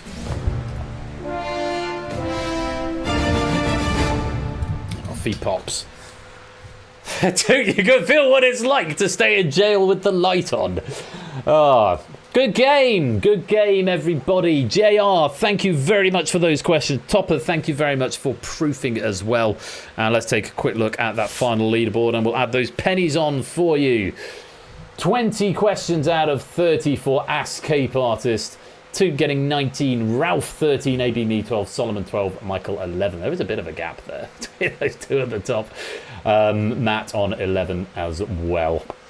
Well done, everyone. Those have been converted into pennies of some sort. I think I've boosted the penny thing, penny ratio. I think it's now up to 50. Is it 50 pennies per question?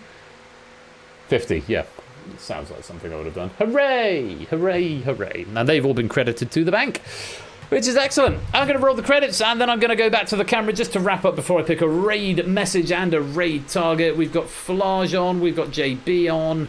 Who else we've got? Hardingway, Sportsy's on, Liquid Lizard's on. Quite a few of our regular raid targets to choose from, and I'll have a think about that and the raid message in just a few minutes' time. Thanks again to JR for that pack. Thank you to Topper for proofing it, and congratulations to Toot on escaping. But more congratulations to Naughty Goth, because you are the escape artist.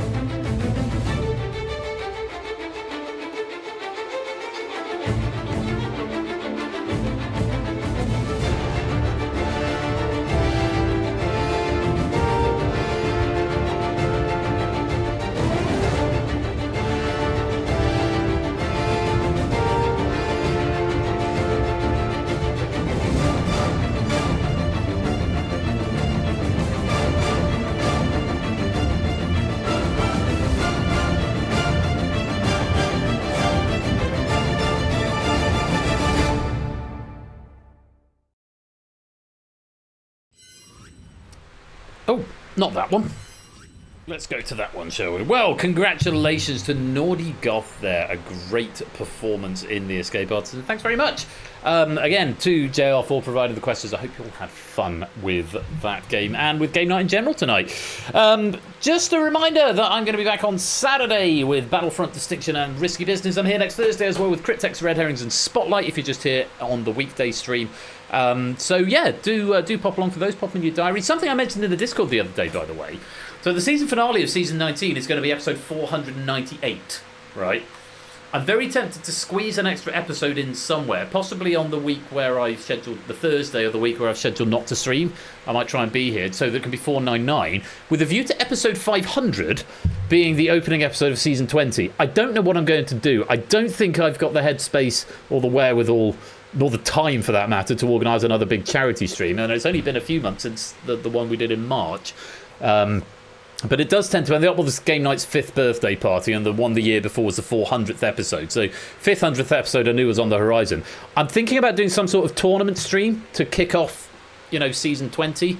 But yeah, I need to think about it because it's episode 500 and I don't really want to let it go by without ceremony. So if you've got any ideas that are relatively low maintenance but will still be memorable, let me know in the Discord, because that is because I'm going to need to start thinking about that kind of nowish. I normally start at least thinking about the next season around about the time the previous season starts. So I am tangentially thinking of season 20 at the moment. Cash prize, wouldn't that be nice to do? Are you offering to fund them? That would be very kind of you if you are. I've got to go through some raid messages. I'm going to not pick that one. I quite like I do like that. I'm going to leave that up. I'll leave that up. No, as funny as that was. No. Quite like that. I do like that. No.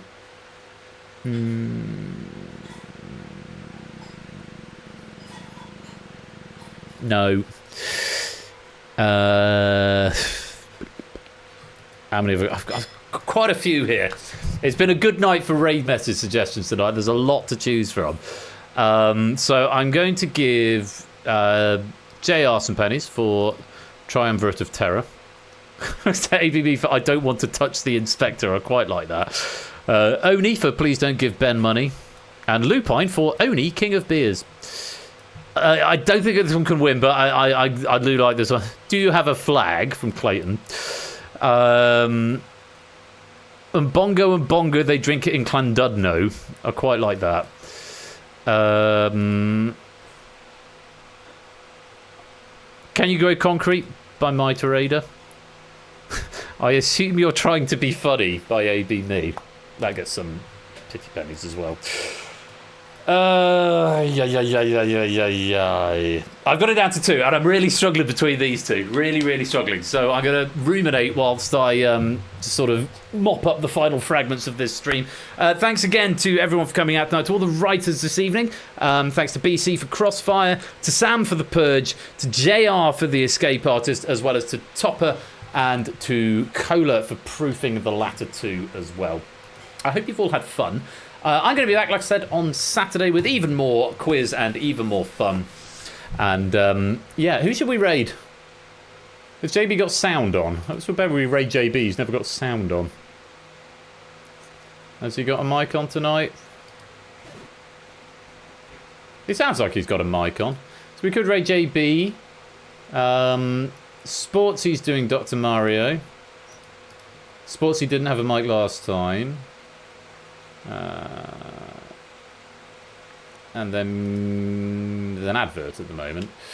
Oh, who did I raid on Saturday? Was it Sportsy?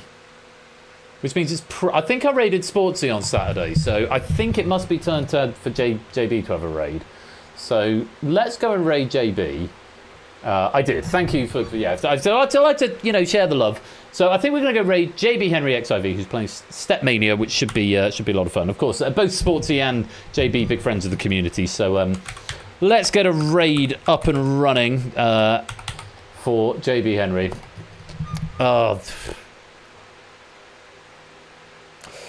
Sorry, Lewis. I think I've got to go for that for the runner-up. Which is, hi, gorgeous, your book wasn't bad. It was very, very close second behind the winner, which is going to be Nando this week. I'm not sure if that's racist, but it might be. It's going to be the raid message. I'm not sure if that's racist, but it might be. We're going to go raid JB Henry, who apparently might not be playing Stepmania, but we're going to go raid him anyway. And we're going to say, I'm not sure if that's racist, but it might be. And that'd be very funny. So, thank you all once again for coming to join me for game night. It's lovely to have you back for this season 19. Thanks to Huds as well for that big raid earlier on. Hope if any raiders are still here, I hope you enjoyed what you saw. I'm going to be back on Saturday night with even more quiz and even more fun. The lighter side of quiz on Saturday with Battlefront, Distinction and Risky Business. I do hope you'll join me same time, same place, twitch.tv/Royal_Flush at 8 PM BST. I'll be here and I'll see you there. Until then, be splendid and wonderful and marvellous and safe. And as always, take care. Peace out. And good night.